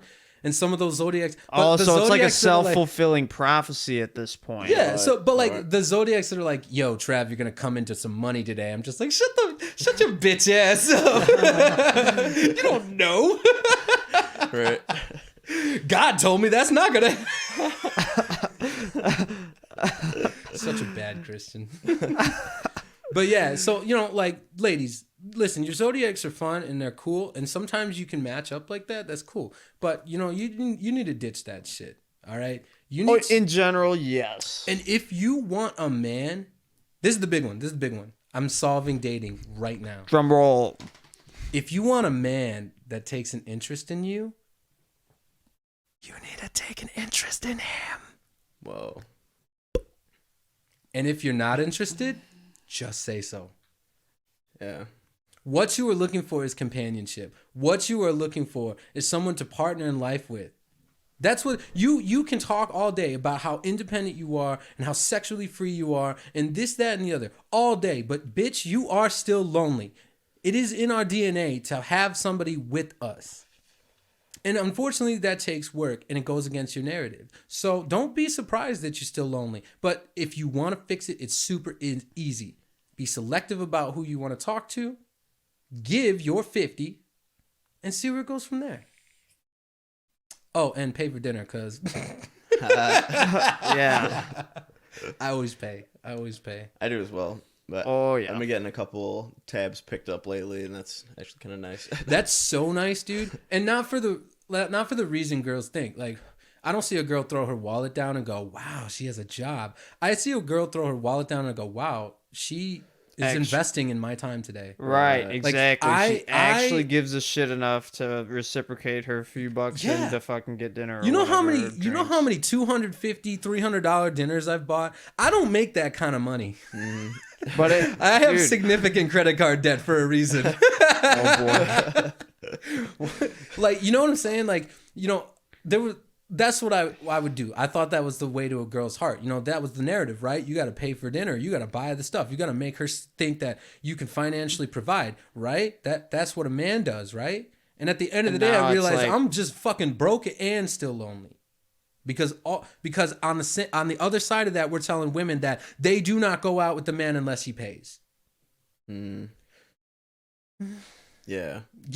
And so now I'm at the point where, like, now I'm a little resentful. I've bought a lot of free dinners, dude. A lot of free dinners. And I'm not saying that I won't pay for the next woman that comes along. Listen, if we're good, you know, the first one, always on me. Totally. Yeah. Always on me. I've learned you don't go to an expensive dinner on the first one. No, you go somewhere. It's fucking frozen custard for the first one. Yeah. I could spend $20 at a custard place and she'll be like, wow, he makes money. Like, Yeah, exactly. you know, like, so first one, totally, I always pay. Even the second one, because things are still new. You know, I get that. But first one, you drop your wallet down, I'm definitely asking you to come out for a second time. You know what I'm saying? And and you know what? This is where my man head goes. I might step up my game on the second one. Yeah, Well, exactly. This woman. Yeah, if you do me a solid, I'm 10 times more likely that's where to my do head you a goes. fatter I think solid. this woman thinks that I deserve to be paid for. I really should have showered. I always shower. But it's just like that's what happens to a man. Girls think that their sexuality is what, you know, hooks a man and keeps him on the line. No. There are plenty of other girls throwing out their sexuality for us to bite at. So Right. you're no different and no more special than anybody else throwing their body at me. You know what would make me feel different? Would make me feel like I should make an effort is you making an effort. Mm-hmm. And and the only That reason does not take that Give much up effort something of either. value. Yeah, and the only reason I'm aggressive on that point is because I'm the guy that gives the effort, you know, at first. Yeah. I've ghosted chicks before, and it's never for the reason they might think. But it's like, you are boring to talk to. I always pay. I always drive. I always come to you. I always make the plan. And I'm not good at that shit. So I need a good woman to, like, you know, kind of put those seeds in my mind to make me think of those things. See, that's the type of stuff. That's the partnership. Yeah. Yo, I have a wallet. Where do you want to go? Oh, I want to go here. Cool. Awesome. Research how much money I need to go. You know, Right. I'll give that up. But if you're not going to, on the first date, I know if I want to go out with you again. I know. Within like the first 30 minutes, I know. Yeah. Because most girls will be on their phone. Most girls, they'll like probe you with like super easy ass questions. But if you go too deep into, you know, detail, they'll, you know, what's your favorite color? I like purple, but mostly like violet, like black lights, like that purple. That's my favorite kind of purple. Yeah. And for some reason, you just lost your interest in me from that much conversation. Right. What the fuck? Right. So, you know, like, when this thing comes out, all the ladies that may be listening, yo, if you're single and you don't understand why, maybe it's because of you. Maybe it's because of you. Maybe you don't give enough. And if you're one of these girls that have been taken advantage of and that, you know, maybe give too much and stuff, yeah, that's part of you too. That's why you're not meeting a quality guy. You got to understand what that balance is. Do that self-reflective work before you try to run out there for forever. That's how you end up with babies with no dads. That's how you end up with divorces. That's how you end up with low-class people. Mm-hmm. So, dude, that's a lot of good information. Go off, you know, sis. you know, so this is what I'm doing, you know, and I just want to be part of the solution, you know. I want to start putting myself out there, you know, and all the times that I get to talk to people and I know that I'm being a little too brazen, or I know I'm saying shit about something I know nothing about, like, that teaches me to have a better conversation the next time, you know, and that also teaches me to humble up. Yo, I didn't know what the fuck I was talking about on that one. Like, like last night, me and my buddy Don were working on a video and he's like, let's talk about aliens. I was like, dude, I don't know nothing about aliens. None. I'm a Christian. We don't believe in aliens. Yo, that's But, weird. like, We saw 20 like, minutes before the video, I just watched a bunch of videos on aliens. You know what I'm saying? Like, that's what I can do. That's what I don't know anything about it. So now I know I need to learn, you know? Mm-hmm. And we have to give people the opportunity to learn too. So, Do you believe in aliens? I'm on the fence. I believe in life out there. Why do Christians not believe in aliens? It's because Christianity forgot to evolve. and it's the same it's just human condition, dude. I mean, if it's like that, if it's not broke, don't fix it narrative, but then we got scientifically advanced and it's like, yo, there's a lot of broken shit in here. Nope, don't fix it. He walked on the water, guys. You don't understand. Like, and I get that a lot of it's faith and stuff, but Christians forgot to add the part where humanity evolved too. You know, you cannot sit here and tell me that some dude built a giant ass boat and filled 2 of each kind of animal and the whole planet on it and lived on it for 40 days. right. Like, and then not have any scientific opinion whatsoever as to how Right, that like could have this was- happened. What's the evidence that points to this kind of stuff? You know, and I'm really just talking about the church because obviously I've watched the History Channel now and they have evidence. They're like, oh, we found parts of a boat, or we found like these ginormous currents like in like the sands of these caves or whatever that could like exemplify, you know, the whole world being flooded because these caves are like super high elevated and shit. So, you know, then I would have been more open, younger, to accept these kind of To things, like supporting life it. outside of this planet, you know. But the whole thing about Christianity is we are created in the image of God, and there's none like us. Maybe true, but what if there are things that don't look like us that are intelligent, and you know, and stuff like that? So I'm open to the idea. I think that our government being involved and giving us all this hype about UFOs and stuff, I don't really care for that much. But if the aliens don't like us and they're watching all this shit, flip the switch, dude. Does it say in the Bible there's no aliens? I don't know. Like, why can't he I don't think so. fuck with aliens? Okay, like just based on history and what I know of science, I kind of look at the Bible and I go, how the fuck could you not believe in aliens? Yeah. Like, okay, the story of David and Goliath. Theologians have said that this guy's like 9 feet tall. Like, and little David's like average height, like 5'6", and knocked this motherfucker out with a stone. Just like, boop, oh. But then and then if somebody was like, yo, Goliath was an alien. And then the church is like, what? Shut up. And I'm like, hold on though. he's got keep asking questions. Like when they talk about like the devil and shit, I'm like, how is that not an alien? I don't know if I believe in the devil. Is it you know? think about it, man. Is it divine intervention or is it just alien intervention? Maybe our Christian idea of there being a creator is because there was one. Maybe it's not this, you know, bearded dude in the sky. You know, like that's why I don't consider myself a very good Christian, is because Christians don't talk about them, at least the ones that I know. They aren't talking like this. Christians don't talk about evolution. Christians, like the Christian Yeah. You know, here's the thing. I think like I'll compromise. Like evolution and the 7 days of creation happen at the same time. Why? Well, if God is not if God is outside the construct of time, 65 billion years could be 7 days to God. And then the first person, he was like, yo, write that down. And they're like, 7 days? Ooh. For all this? We're like 6, you know, that's 7 God days, bro. But see, and I have to allow myself to do that. Like if I'm going to believe in this faith, I have to allow myself to believe that there are probably holes in what I know. You know, I don't know if that's true, and I don't know if anybody else believes in that, but like evolution is pretty straightforward. Like we've been here for a while. Everything's kind of been here for a while, you know? And then Christians are like, no, 7 days, dude. Like, there's a huge distinction between these two theories. And I don't think your theory is well thought supported. out. It was 7 days, dude. So I don't know, you know, like the pyramids. The pyramids is a big one for me. You know, we have the best technology that could, you know, replicate what it would have been like to build those pyramids. they said it would have taken so much time and so much manpower that it just would not have happened. Based on what we know about population at the time and things like that, it just would not have happened. So I'm like, I don't know. Also, there are pyramids that are kind of like buried and they're not very well constructed and stuff that are like near the big ones.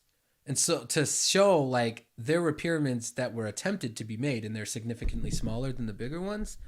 So, and then they don't look that good. But then you see the big ones and you're like, damn, those are actually pretty nice looking. So it's just like, what if we were trying to build them and then the aliens came back and they were like, yo,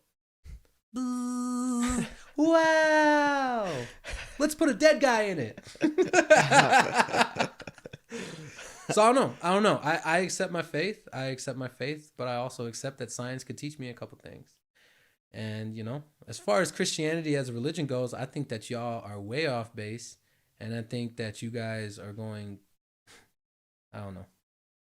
Y'all need prayer. Y'all need something. Should have been a preacher. Yeah. I'd have been a bad preacher. So like you kind of like your own relationship with God kind of thing. Totally. When was the last time you went to church? When it was after my breakup, you know, and I hate the timeline because it makes it seem like I gave up on God when my relationship went south.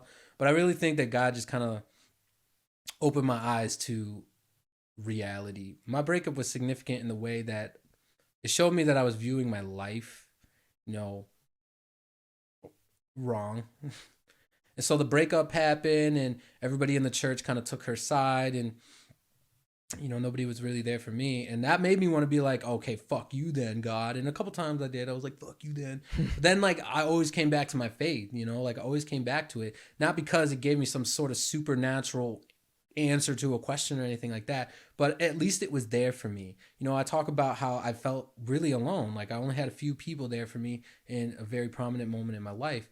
But my faith was also there, too.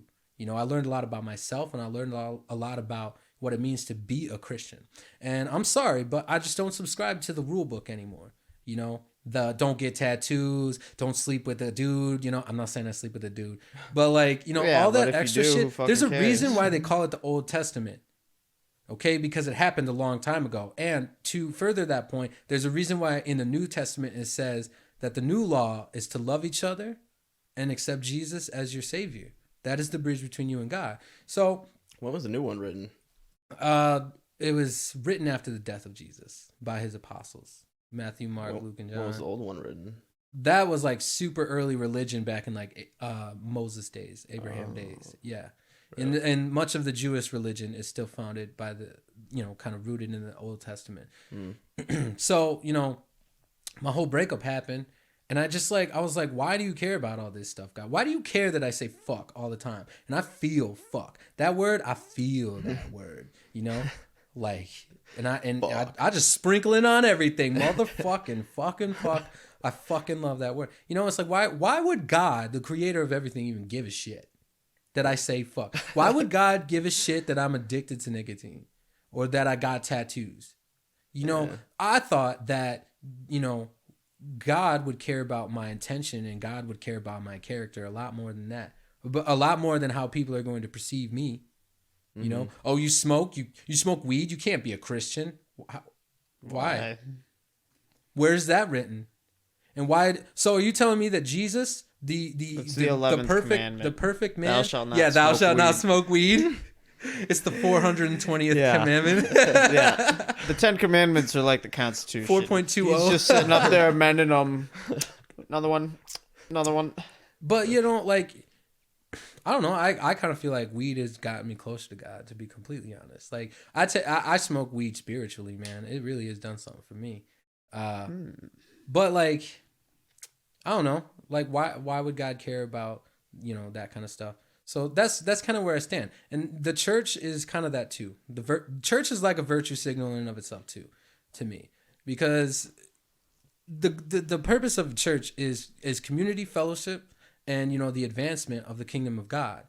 But when you add evangelicals to that mix, it gets a little sticky, because evangelicals, they're virtue signaling, Jesus is great, Jesus is good, Jesus will save you, blah, blah, blah. And it's like, what good is that doing? And that's what, and then, I don't even know what point I want to make next about the modern day church. Big Bang. I don't know about the Big Bang, but I think that when it comes to the Big Bang or even the first day of creation, I don't think we're ever gonna know. I just don't think that our species will ever know day one. You know, maybe moment one. In creationism it says the first day was a separation between light and dark. So how is that not a Big Bang? Bang, there is light and then there is dark. You know, so it's like maybe science was able to go in there and be like, yeah, but it's all these cells and shit, you know? And that's why I say God doesn't work in the construct of time. You know, 7 days could be 65 billion years for all we know. You know, so why not? But as far as the theory in and of itself, I don't know. That's a pretty crazy theory. Yeah. We're all like smaller than a pen tip, Mm-hmm. and then just explode and the universe happen. Like, Is it though? Like if you compare how insignificant we are at this fully developed stage compared to what we know of space, and to that point, we understand how much we don't know about space. Yeah. We know how small we are. How can space be infinite, dude? That doesn't make sense. Yeah, infinity is. I don't not know, dude. Comprehensible. Those are the types of things I try not to talk about. Yeah. You start thinking about big numbers. It freaks dude. me out, dude. It really And does. it's like- to think that space just goes on and on forever. The only thing I can compare that to is what if I was asleep forever and ever and ever? You know? Maybe Yeah. we would just. I feel like I was. Maybe I was doing anything forever and ever. You know, like You kind of feel like that though, like from when you were born. Like, what about before that?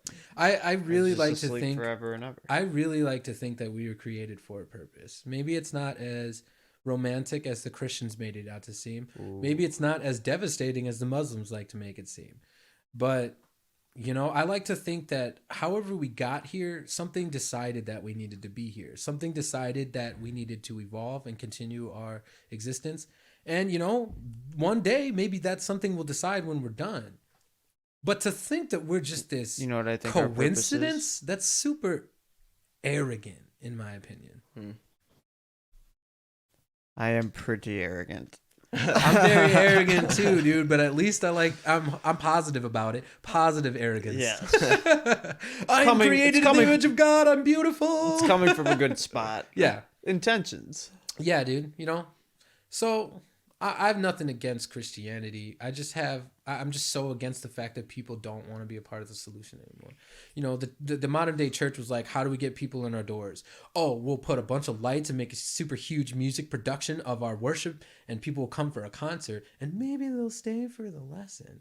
And it's like, in the long run, that's great because you have more people putting money in the plates, you know. That's but where how many people are you bringing to the kingdom of God? How many people are you, you know, educating to understand the significance that let's go into the Christian mind for a second. What if it's true? What if our creator sent his son to die on the cross for you? Because your creator loves you a little bit more than his own son. Like, what if that's true? Why are we not telling people to love that about themselves? Why are we not telling people to love that about their existence? You are created beautifully. I think that's just human nature to want to see people like fucking up instead of excelling. It's fun. It's fun. I've been really getting into like car crash videos. Oh yeah, we all have our dirty smut videos. I just get it fails or whatever it is. I get into these like kicks that sometimes. wine video. The what video? Oh. Can we play that on there or no? Is that not feasible? Did you see that one? Which one? Marco shared it, and it's just a gas station attendant. Oh, Some dude yeah. hits it, and he double conks. Okay, that first conk, dude. Somebody needs to sample that. Violence movies, like violence videos, I'm like easing my way into. I know it's happening, and I feel like it's important for me to know. But it's really, it's a shock to me still. That dude, he did ping, ping, and then it shattered. Like, Yeah. how in your mind are you just like, oh, it didn't break? I should keep hitting it with it. I thought it was pretty great. That's some good whacking. Yeah. That's like what the Twisted Tea run. Yeah. Similar. Play stupid games, win stupid prizes. Yes. I definitely believe in that. But, you know, like, I'm talking more like animal attacks, like karmic justice videos. Like I watched this one where this dude was like throwing rocks at a tiger, and then he fell in the tiger enclosure, and the tiger for 5 minutes just looked at this motherfucker. Jesus Christ. Just look. Did he get 8? I hate big cats like that, dude. They are the don't most like 'em, ferocious bro. things in the world, dude. I can't believe it. Oh yeah, here. He's like, I'm gonna come out and deal with you. What? Come here. Oh! Oh! He kept going. Still standing. What does that even say? Oh, I haven't seen Get out my continuation. Get out of my store. Full video. That dude ate it. He just ate that shot. Wow. Bruh. I said something about Twisted Tea there. See, I look at that and I go, all right, let's walk this back. How could we have avoided this? Yeah. Because Let's talk about this. I'm 5'3", and if some big motherfucker came at me with, what was that, a 750 milliliter bottle Yep. Yeah. of something, A big old wine swinging it bottle. at, I fucked up somewhere. Maybe it was because I banged on the COVID glass, but Right. I fucked up. So I didn't read all that shit. Yeah. But I just think if you like, come on, like you get that place in your head. That dude slammed on the glass and was on his way out. Yeah. Like, so as for the clerk guy, I don't think you needed to break a bottle on his head. I disagree. That might have been a little overkill. Okay, but I didn't know what he said though. He could have said some stuff before the video, Right. before the video started. So he could have been like, "Your mama's a hoe, Yeah. and your sister and I are dating, and I know how much you hate that." And he's like, "Fuck, You're you getting the grabbed the bottle." You're getting it today, bud. Double doink. Double doink, dude. And that thing exploded on dude's head. Which one do you think hurt worse? I think that bottle must have hit, because he got 2 hits in it. Okay, and Just imagine being dressed by a full bottle of wine instantaneously. you know when he walked out that door, people were looking around like, "What happened to you?" Yeah. Just he probably reeked. He's of probably like wine. hitting the side of the store, like, "Fuck. You need a ride, buddy?" Okay, Uber's but out of there. okay, I was but surprised he didn't just like pass out. like bro.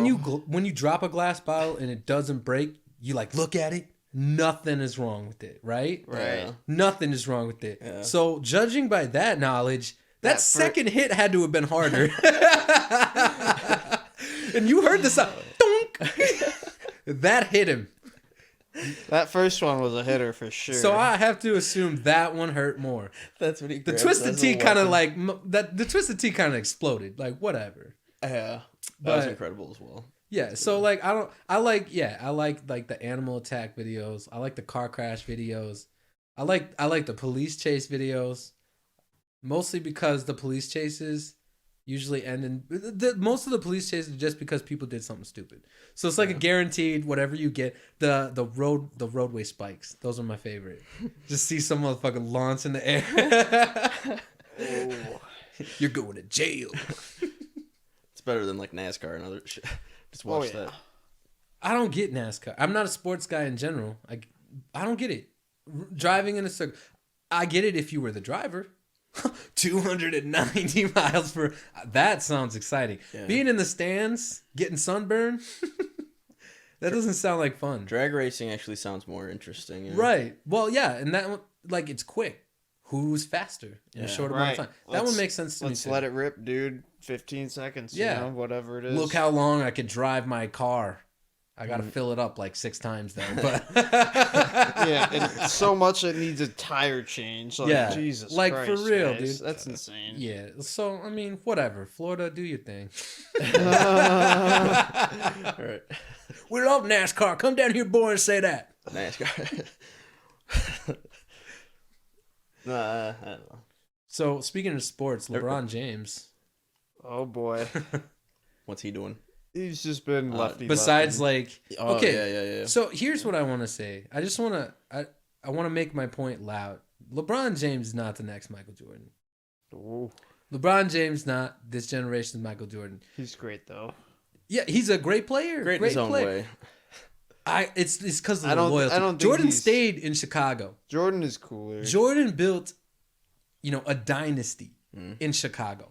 You ain't got that, LeBron. And how many super teams were you on? Jordan increased the Yeah. popularity of Right. basketball so much, Yeah. dude. Like he Yeah. was And extraordinary. because he was exciting he was to more watch, too. influential. Like LeBron's got, skill. But LeBron doesn't excite me. Take Steph Curry. Steph Curry's significantly shorter than LeBron James, but he's way more fun to watch. Yeah, I like. You know what I'm saying? Like, so LeBron, I whatever, dude. I think you're overrated, man. Like, whatever.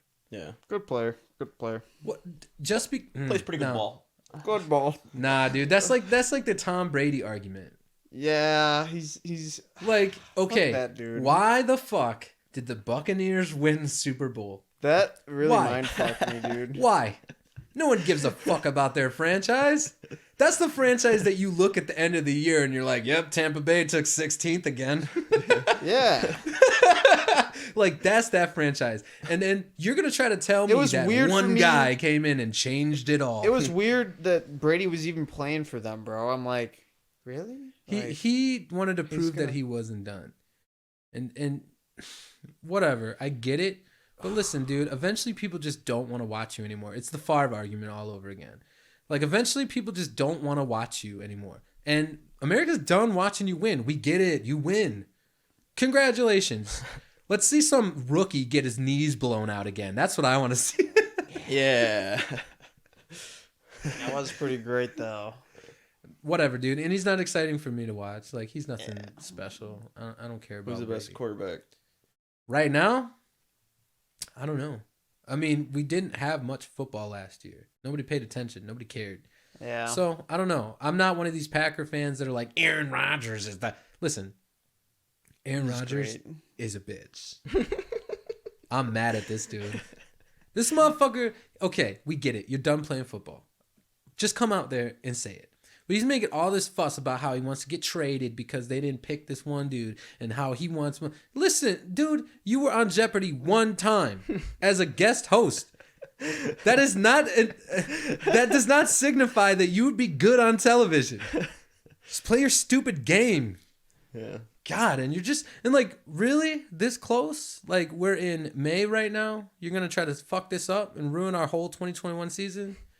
You bitch. And you know what? The Packers deserve it. Packers deserve it. If we go through a drought in the next, few years here, it's because we built an entire franchise around one guy. I've been saying that for years too. Aaron Rodgers is the greatest quarterback in the... Yeah, because you built a whole franchise on it. Tom Brady. He's the greatest quarterback. No, you just built a whole franchise around him. He's the only focus on that team. That's the only reason people talk about them. How many people has he played for? Brady? I think it was just the two, right? New England and Tampa Bay. New England until just this first season with Yeah. Tampa. And Rodgers has been Green Bay. Yeah, His for whole like career. what, 12 years, something. Something like that. I don't know. Long I'm not heavily involved. I just love to watch the sport and I picked a team and that's the one. What a I root fucking for. boss, though. To just go down there and win it. I Yeah, don't know, for dude. real, dude.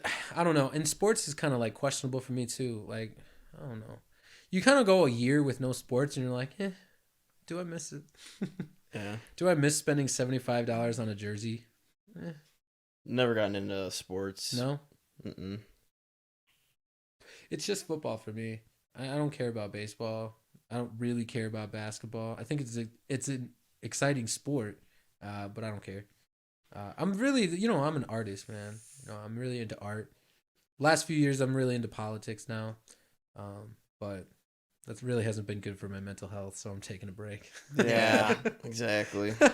More art, less politics. Yeah, dude. Yeah. Unfortunately, a lot of the issues that I do talk about are, immersed in politics these days.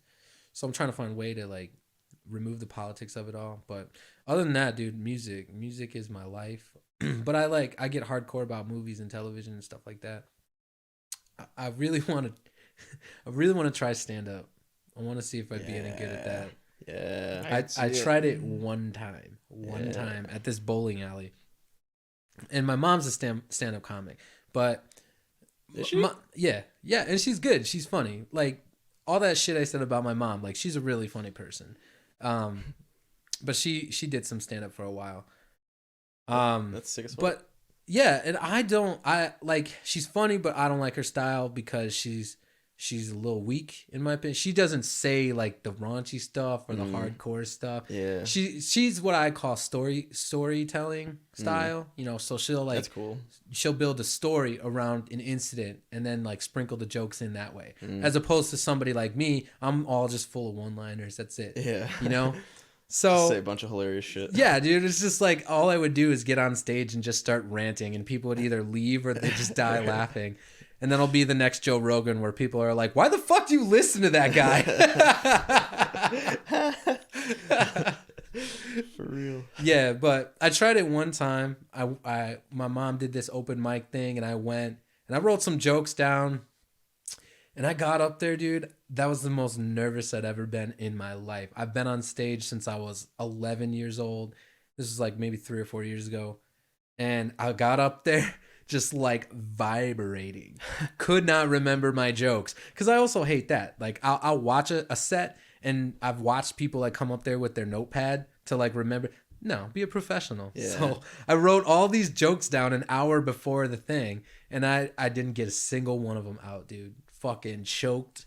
Damn. Like be rabid, dude. So what'd you do? You just went up there? I was just like, I think I made like a Hillary Clinton joke. And I was like, yeah, Hillary Clinton, she lies, right? Show us the emails. Thank you. Have a good night. Like, dude. And I'm so hardcore about my performance. Like, every show that I do, I always, like, reflect on it afterwards. I'm like, dude, you fucked up here. You fucked up here. You know, this is how you know, that one, I was like, you're done. You don't come back from this. Damn. Yeah. Nah, you gotta, once you bomb it, bro, then you can carry on. I've been thinking about it. I've been thinking about it more just because. Okay, so like I was thinking about this one joke the other day. I was like, you know, stand-up comics always bitch about like airlines and their flights and shit. And they're always coming out there and bitching to random strangers about how bad you are at your job. What if pilots did the same thing when they knew that a stand-up comic was on their flight and be like, hey, we're cruising at 30,000 feet and stewardess are coming out with the drinks. Except for you, Travis. I heard that last special. Fuck you. Yeah. That'd be bad. I don't know. There would be like more like character to it, but I don't know. Yeah. I don't know. In stand-up comic, that's a tough one too, because that one's very like exposing. You know, the best comics are the ones that expose themselves the most, or at least I feel. And I don't like to be exposed. Like I talk a lot about who I am as a person, but comics that talk about like really embarrassing shit they go through or really traumatic shit, those are the best comics. Yeah. And I don't think I could ever bring myself to be that. Yeah. Like, so I shit my pants today. Right. And people would be like, what?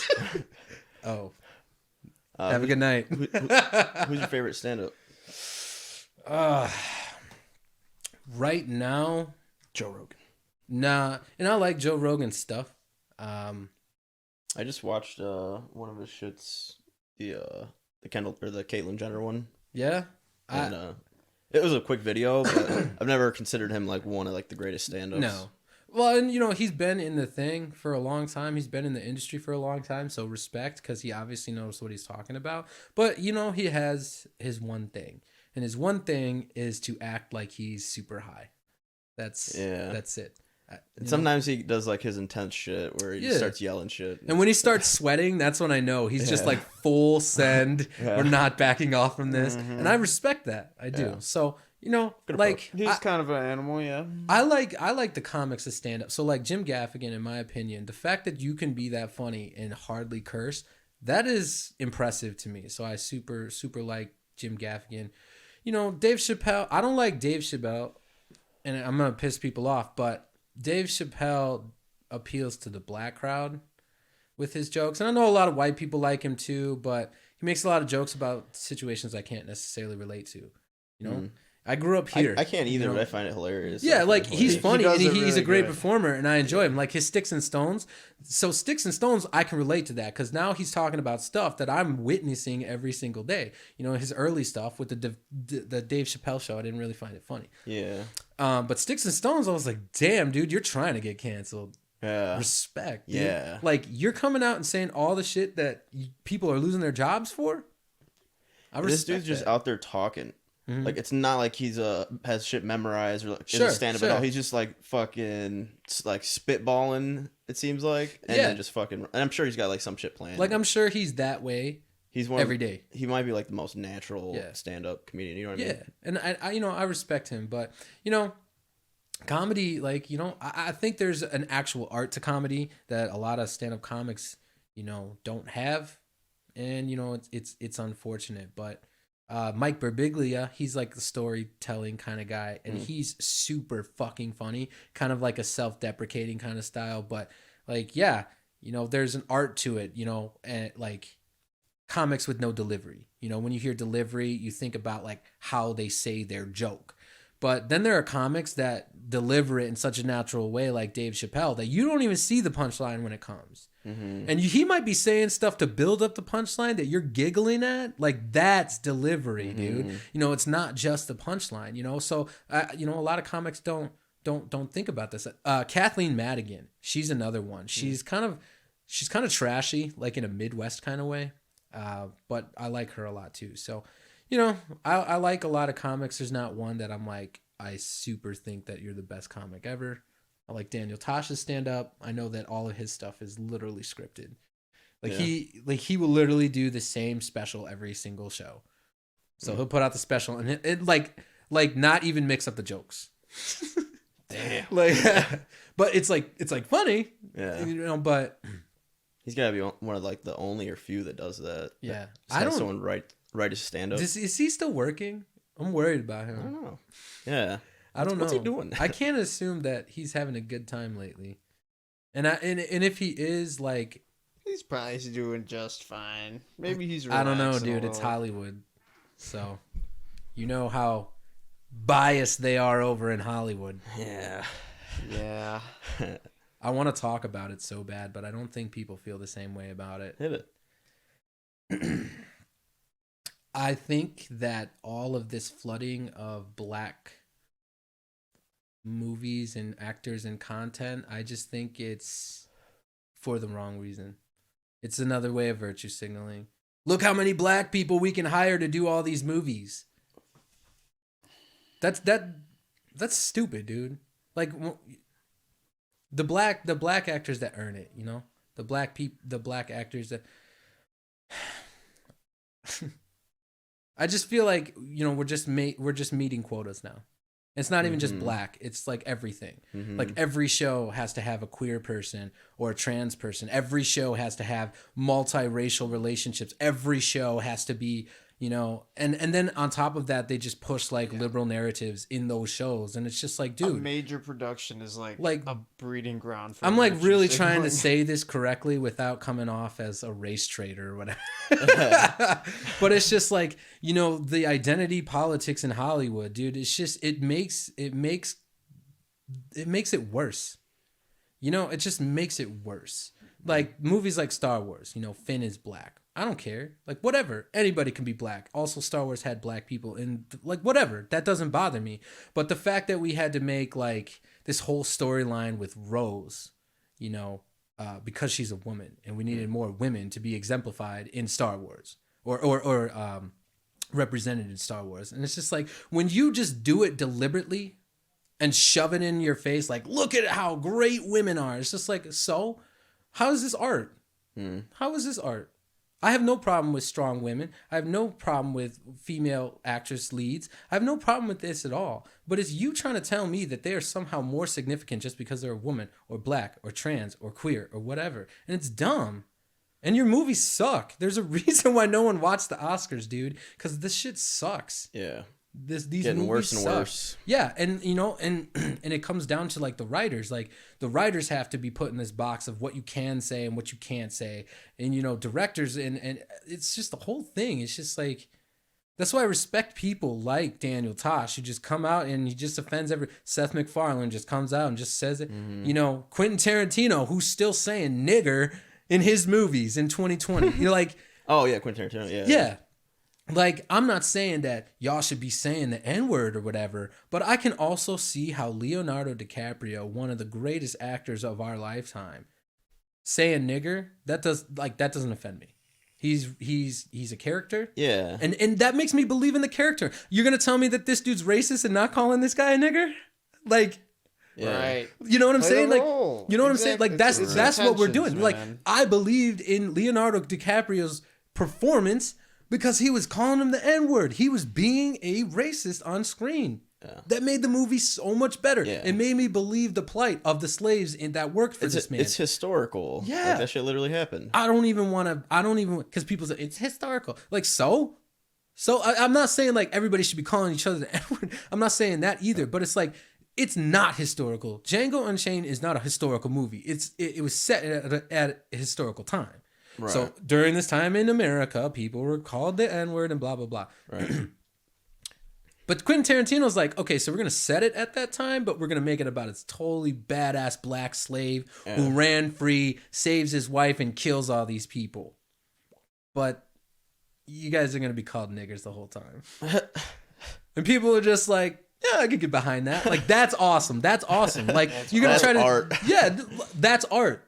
When you do not allow yourself to be restrained like that, you create good art. Again, not condoning or saying that we should be saying the N-word or we should make horrible and disgusting movies. But what I am saying is, if you're going to choke the life out of an artist, don't be surprised when you don't get the product that you're used to. You know? So you do like Quentin Tarantino? I love Quentin Tarantino, dude. Like, you know, I love all this I shit. don't like horror movies, but what's his face?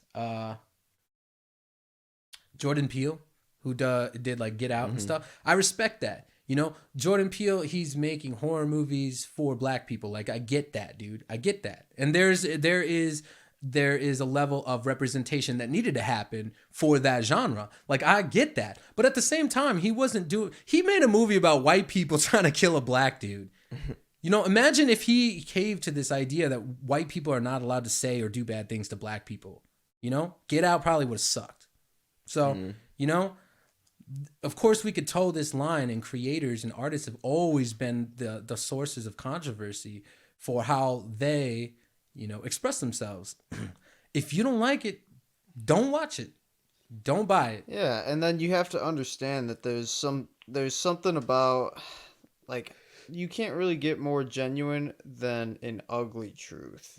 You know, so like, if that's a certain artist style or director, you know, either fucking you dig it or get over it, dog. Yeah. Like, how you gonna get hung up on art, dude? Yeah, yeah, and you know, again, so like whatever, what you want to watch and what you want to create, that's all up to you. But let's stop with this, please, because I'm tired of watching bad movies. I'm tired.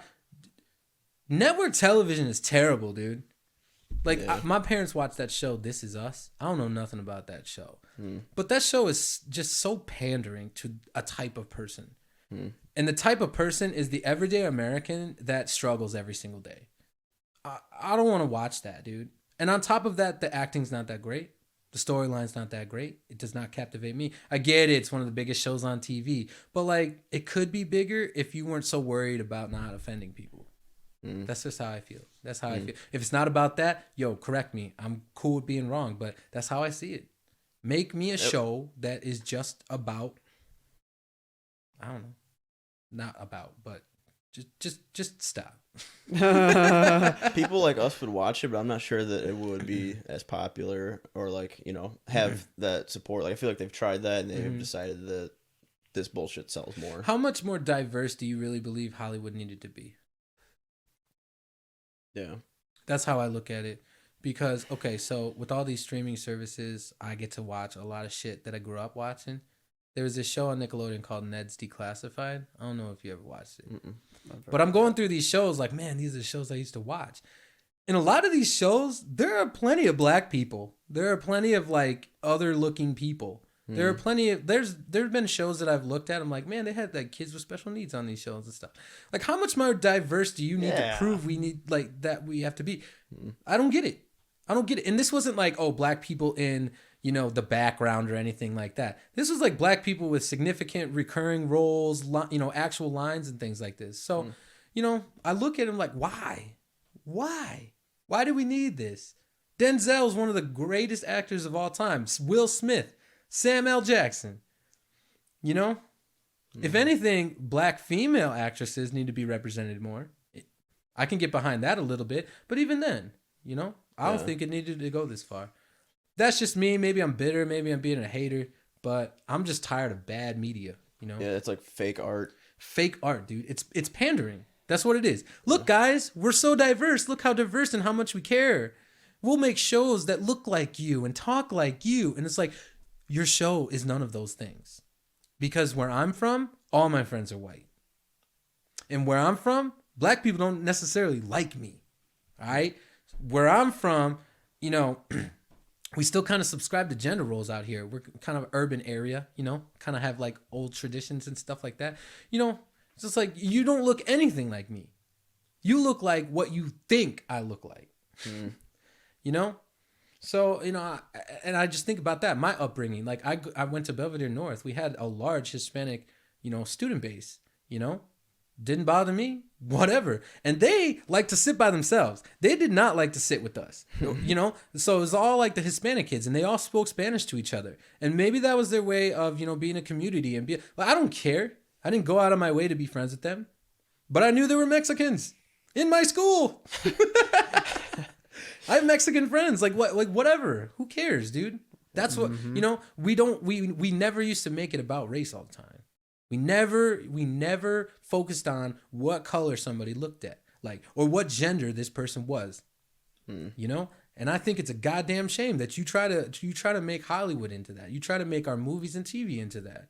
That's so fucking bogus. The majority of us do not give a shit. So, do you want more viewers for the Oscars? Make movies that we want to watch. Stop rebooting everything. Stop, stop reusing franchises, you know, like just make something, you know, make something. Speaking of art and Oscars, you should get into the band and like where. You got like a story for us about it, don't you? Oh, my band. Yeah, well, we were the Gilligans. Yeah, the Gilligans. The Gilligans. We've watched you guys a couple times. You guys did Festa, didn't you? Yeah, and we're hoping to do it again this year. Is that where your bandmate proposed? Yeah, that's where Mimi got proposed to. Shout out Mimi, love you. So when I joined the band, I was in a country band at the time, and they didn't like me, so they kicked me out. And I was kind of like lost. What was I gonna do?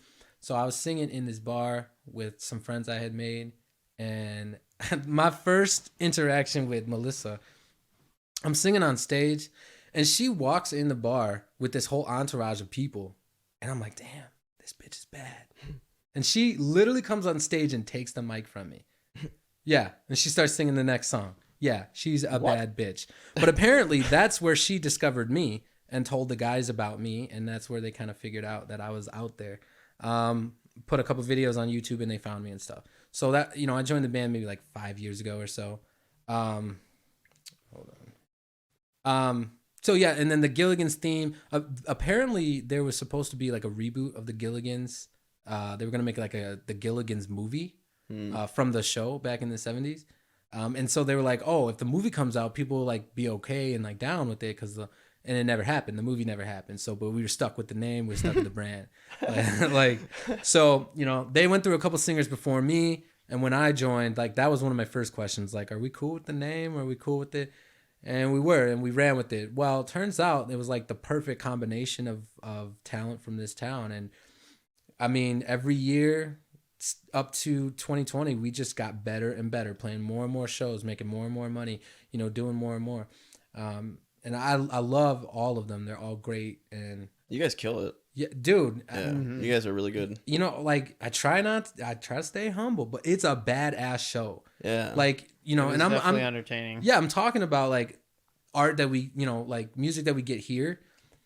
a lot of it's, pretty mediocre, and I'm not saying we're extravagant, but we're above mediocre. You get it because you put on a show. Yeah. know? And I mean, Melissa has taught me so much about being a performer, commanding a stage and things like that. She and I just have ridiculous chemistry. And, other than my buddy Donald, she's the person that I want to perform with. Like, she's amazing. The new set looks fucking amazing. Yeah, so we rebranded. Again, That like, shit is hot. COVID, dude. COVID just made us decide it was time to do something better. This wasn't like, oh, we're bored with the name. We just want to be better. We want to play better shows. We want to have more opportunities. And we changed the name to Dirty Pop.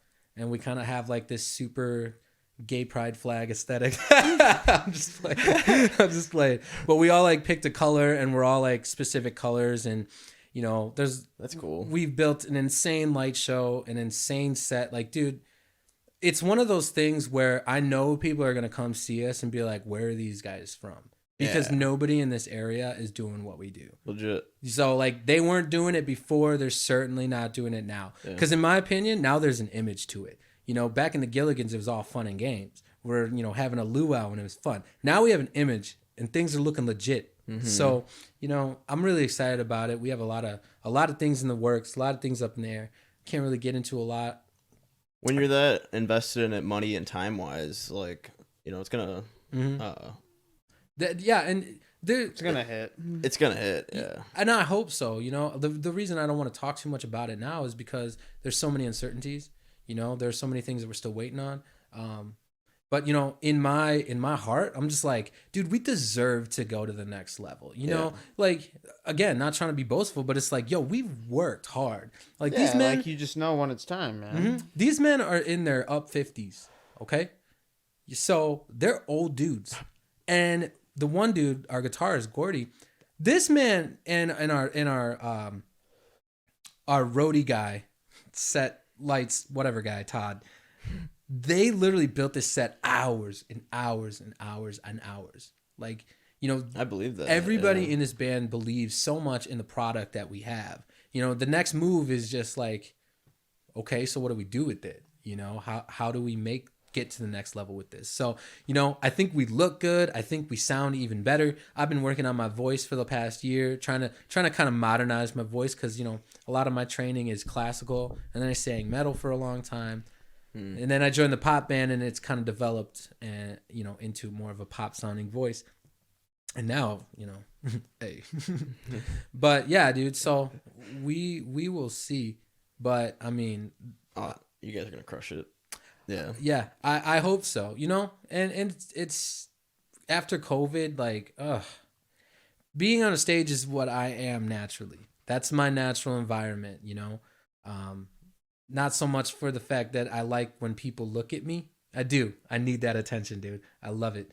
But also, it's just like, there's a transaction here. I'm giving something back to you. So y'all came out to be entertained, and I'm your entertainment.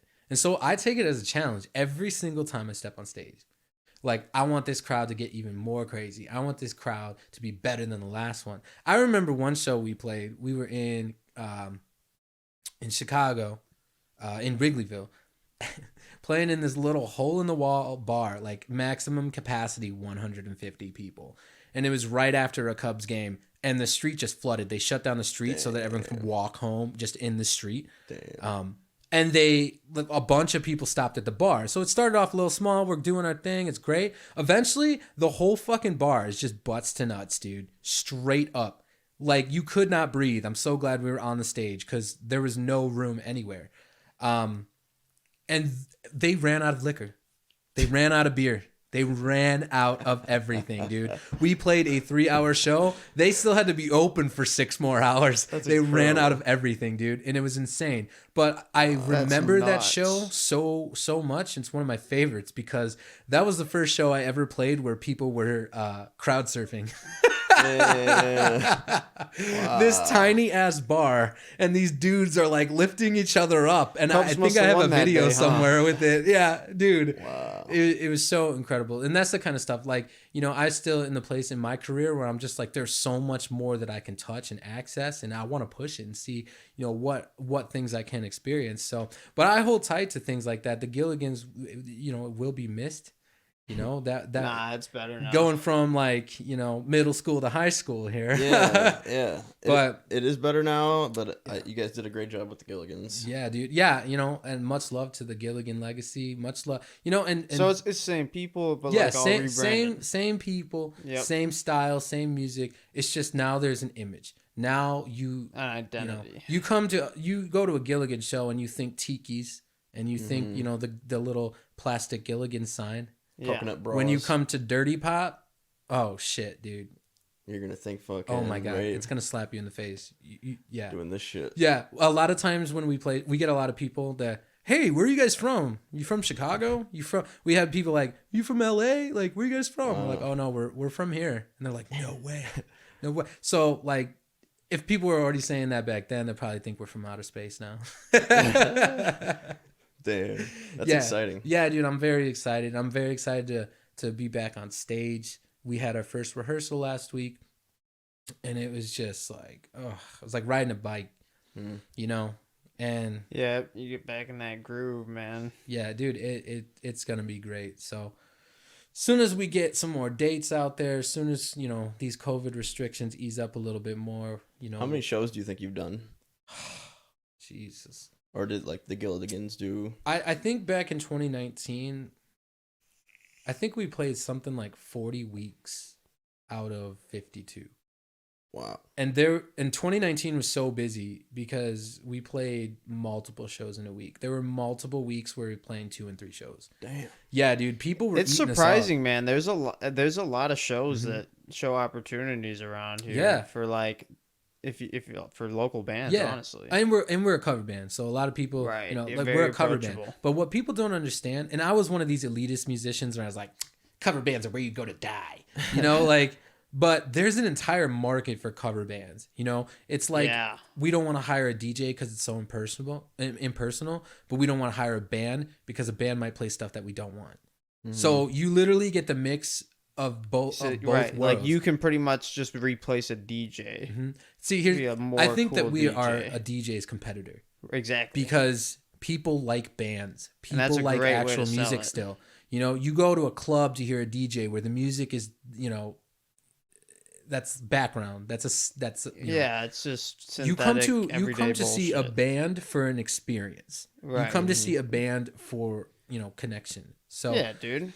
It's never not cool. Like, it's always great to have the real aesthetic, get your drum set, Yeah. you're feeling your bass pumping, yeah, people actually vocalizing, everything, man. yeah, Have you ever played with Stevie Nicks? yeah. Those are good buddies of ours. Yeah, and the fun thing is, you know, we still have like these band camaraderies, so that still exists. So there's some bands in towns that are our friends. Stevie Nicks is one of them. Shout out Nikki, love you. Al's my cousin. You know Who that? was? You know that, right? Al. Al? Mhm. I did not know. Well, now it makes sense. I'm thinking of the last name. Yeah. Yeah. Oh. Yeah. Connected those dots. Yeah. 1 + 1 = 2. Yeah. Yeah. No, that's cool. Yeah, dude. There's a lot of that's how I know people. So like a lot of my like recognition in this area is from the band. Like, you know, Melissa she's a very much take charge kind of gal. She's the type that goes to a bar and takes people's mics. Like, it's not even our band, and why are you singing? Like that's her. She is not afraid of anything. Yeah. She's a good one. Yeah. What was I gonna say? The fuck. Damn. Yeah, but me, no, I'm like her sidekick. I'm like the kid brother. Yeah. He's like he can hang. Like that's me. So a lot of people at first knew me from that. And now people know me just because like through the band I've been able to meet people in different settings.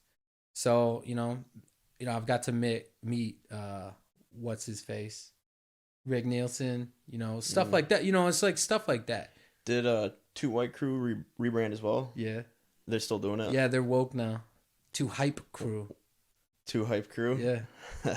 They put out a whatever. You know, That's kind of a good rebrand. Yo, honestly. we've played shows with them. I got no beef with them. They're a good show. They're good folks, I guess. Two White Crew. But come on, dude. Yeah.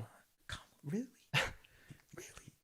Like that had nothing to do with white is a color, and you guys wear white. That was my only thing. Whatever. Do what you got to do to protect yourselves, I guess. But I don't think it was necessary. You know, I don't think. Two Hype Crew sounds pretty good though. Yeah, yeah, they are. They're cool. They're cool. I don't mind them. But you know, I like the down home kind of bands. You know, so like Stevie Nicks is one of them. Who else we got out there? I don't know, but they know who they are. Yeah, You those know, guys. so you know, and then Hef like and the E-Boys. what's that? Hef and the E-Boys. Hef and the E-Boys. Have you heard any of that? No, It's pretty. I good saw stuff. you post it, and I Yeah. didn't listen to it yet. Yeah, it's pretty good stuff. I'll have to check it out. Yeah. I'll be very critical. This it. is why this is bad. No. That's the Yeah, best way so to you be. know, but at the same time, you know, I'm trying to do the solo thing. You know, here and there whenever I can. Still got the metal band going. We're trying to. Yeah, what's up with that? There's a metal Is band. that Fifth and Pine? Yeah, Fifth and Pine. Yeah. Really? I wondered. We 'cause are- you guys Forgot had about some that. music out Yeah, there. we've been writing again. You know, COVID kind of put us down and whatever, but we've been writing again, and we're hopefully gonna get some more of that music out. But Donald has been working on his guitar play. Like he's written some really ridiculous stuff, and our buddy Adrian in St. Louis, he's been writing some new stuff that has just really opened up my ability to be creative, and work on my. See, the thing about my buddy Adrian is when he writes a song, he gives me all this space to sing, and I never know what to do with it. But because of that, it causes me to like work harder and you know, like create something better. So yeah, we've been writing, we're working. We've stuff. read. I mean, there might be an album in the works. I don't know. There is. Nice. In like 6 years. We've been a band for like 6 years and really haven't done much. But Has Gilligan's ever done any original songs? no. We had one song that our drummer wrote as kind of like our encore song, but it was super corny and I hated singing it. So, you know, and writing music is completely different too. So if I don't think I would sit down and write music with these guys, and I only say that because of the age difference. You know, our buddy Ed, he recreates all of the music that we do, so I'm pretty sure like I could work with him on music, but you know, when it comes to what I would want to create, I don't think they would be the people to do that with. Mm-hmm. You know? Different messages, different thoughts on shit. Yeah, you know, and like we've never done it, so maybe I'm wrong or anything like that, but you know, I don't know. Maybe I just make that because like we've never done it. You know, we've never written. So I don't know what the dynamic would be if we ever wrote music together. So, but you know, based on the fact that we've never done it and based on, you know, you guys are significantly older than me, I don't know if it would work. Right. If I'm proven wrong, I'll come right back to this show and be like, I was a fool. A fool on a man's shoes. But my buddy Donald, like we write well together. You know, we're both super ADD in our writing styles, and occasionally that ADD will just kind of cross paths and finally streamline. So it's like the other half of my brain. So I enjoy writing with him and with my friend Adrian. So we'll see. It's just a matter of like, are we actually going to do it? There's a very big problem with me is that I like to start projects, but I never get around to finishing them. So that's a big one. yeah, I do be like that. which is like a part of the thing. Like, I'll just play a little bit of it. Extra raunch for a start. But I got a pretty fun hook in here. And Hef's like a big simp in his own head.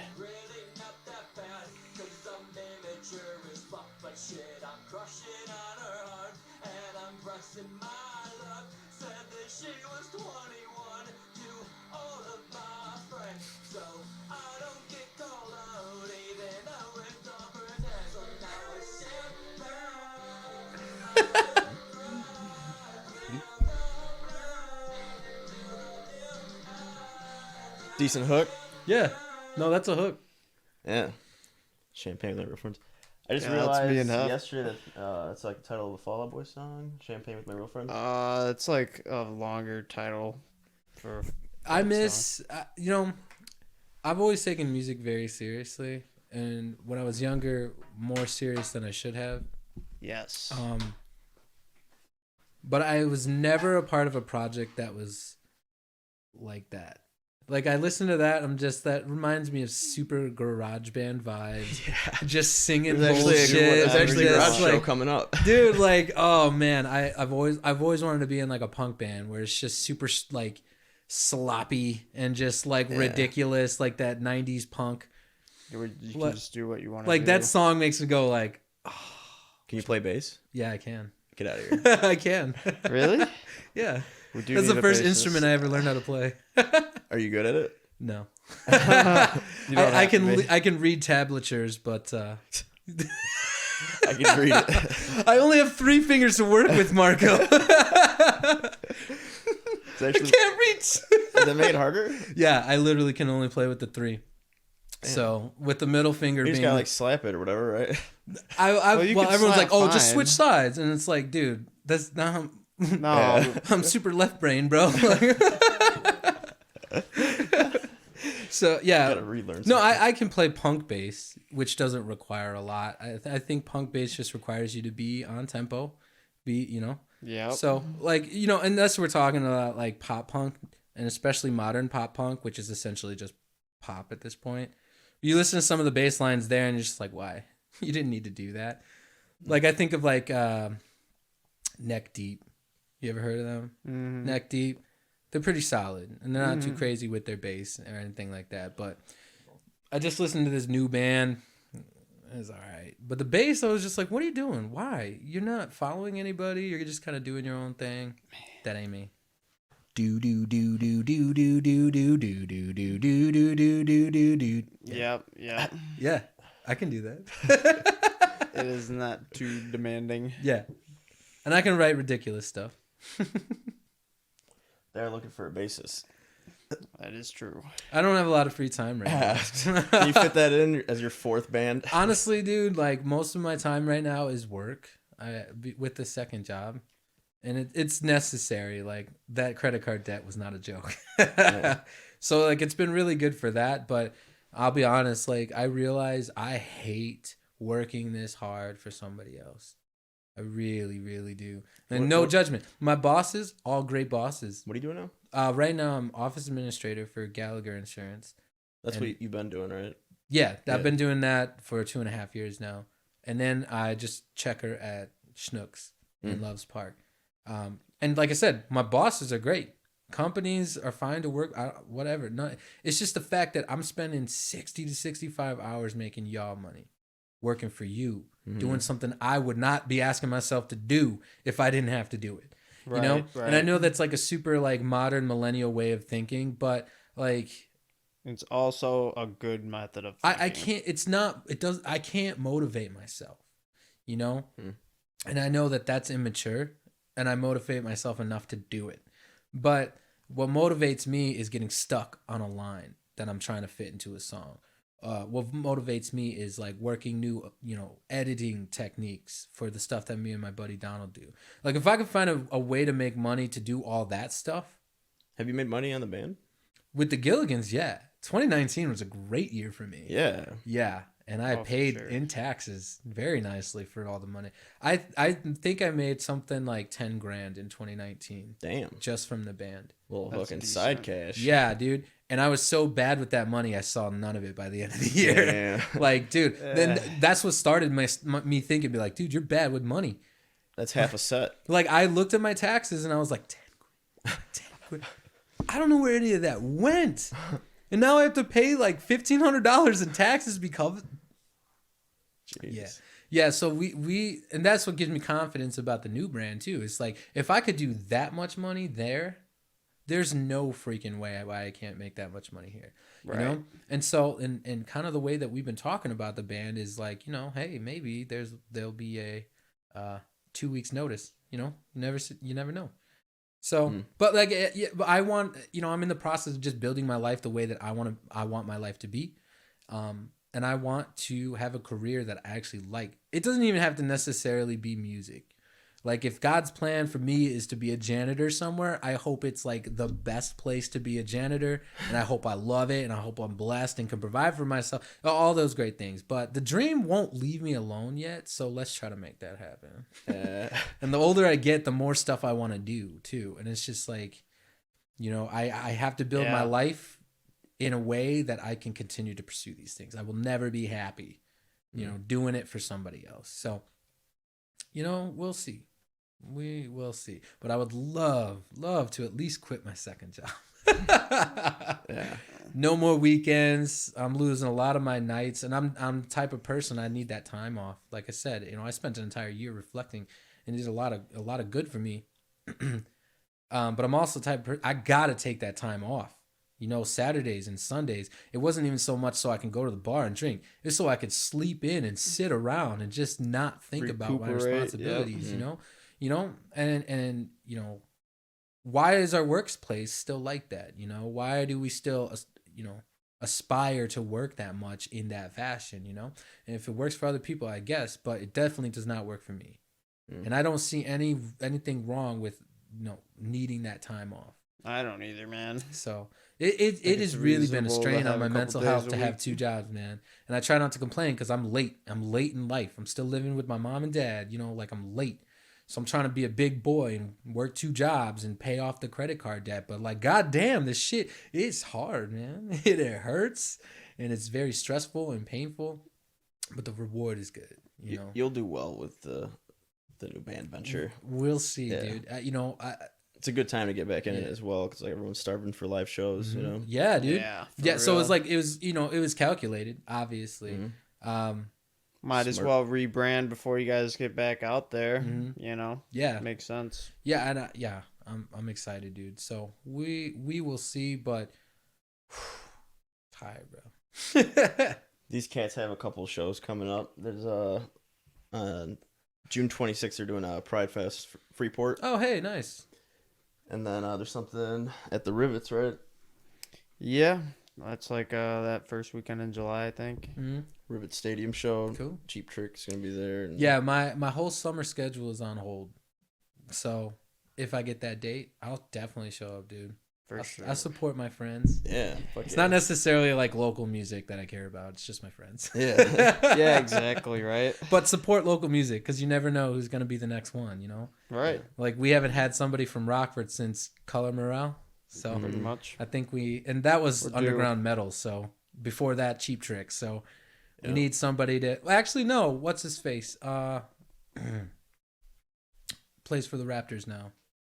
Van Vliet. Yeah. I'll give it to him on that one. Yeah. We need another artist, though. Yeah. And it's going to be me. Another band. Yeah, the Color Morale is a good band, though, dude. Yeah. Love those boys over there, too. We had Mike on here.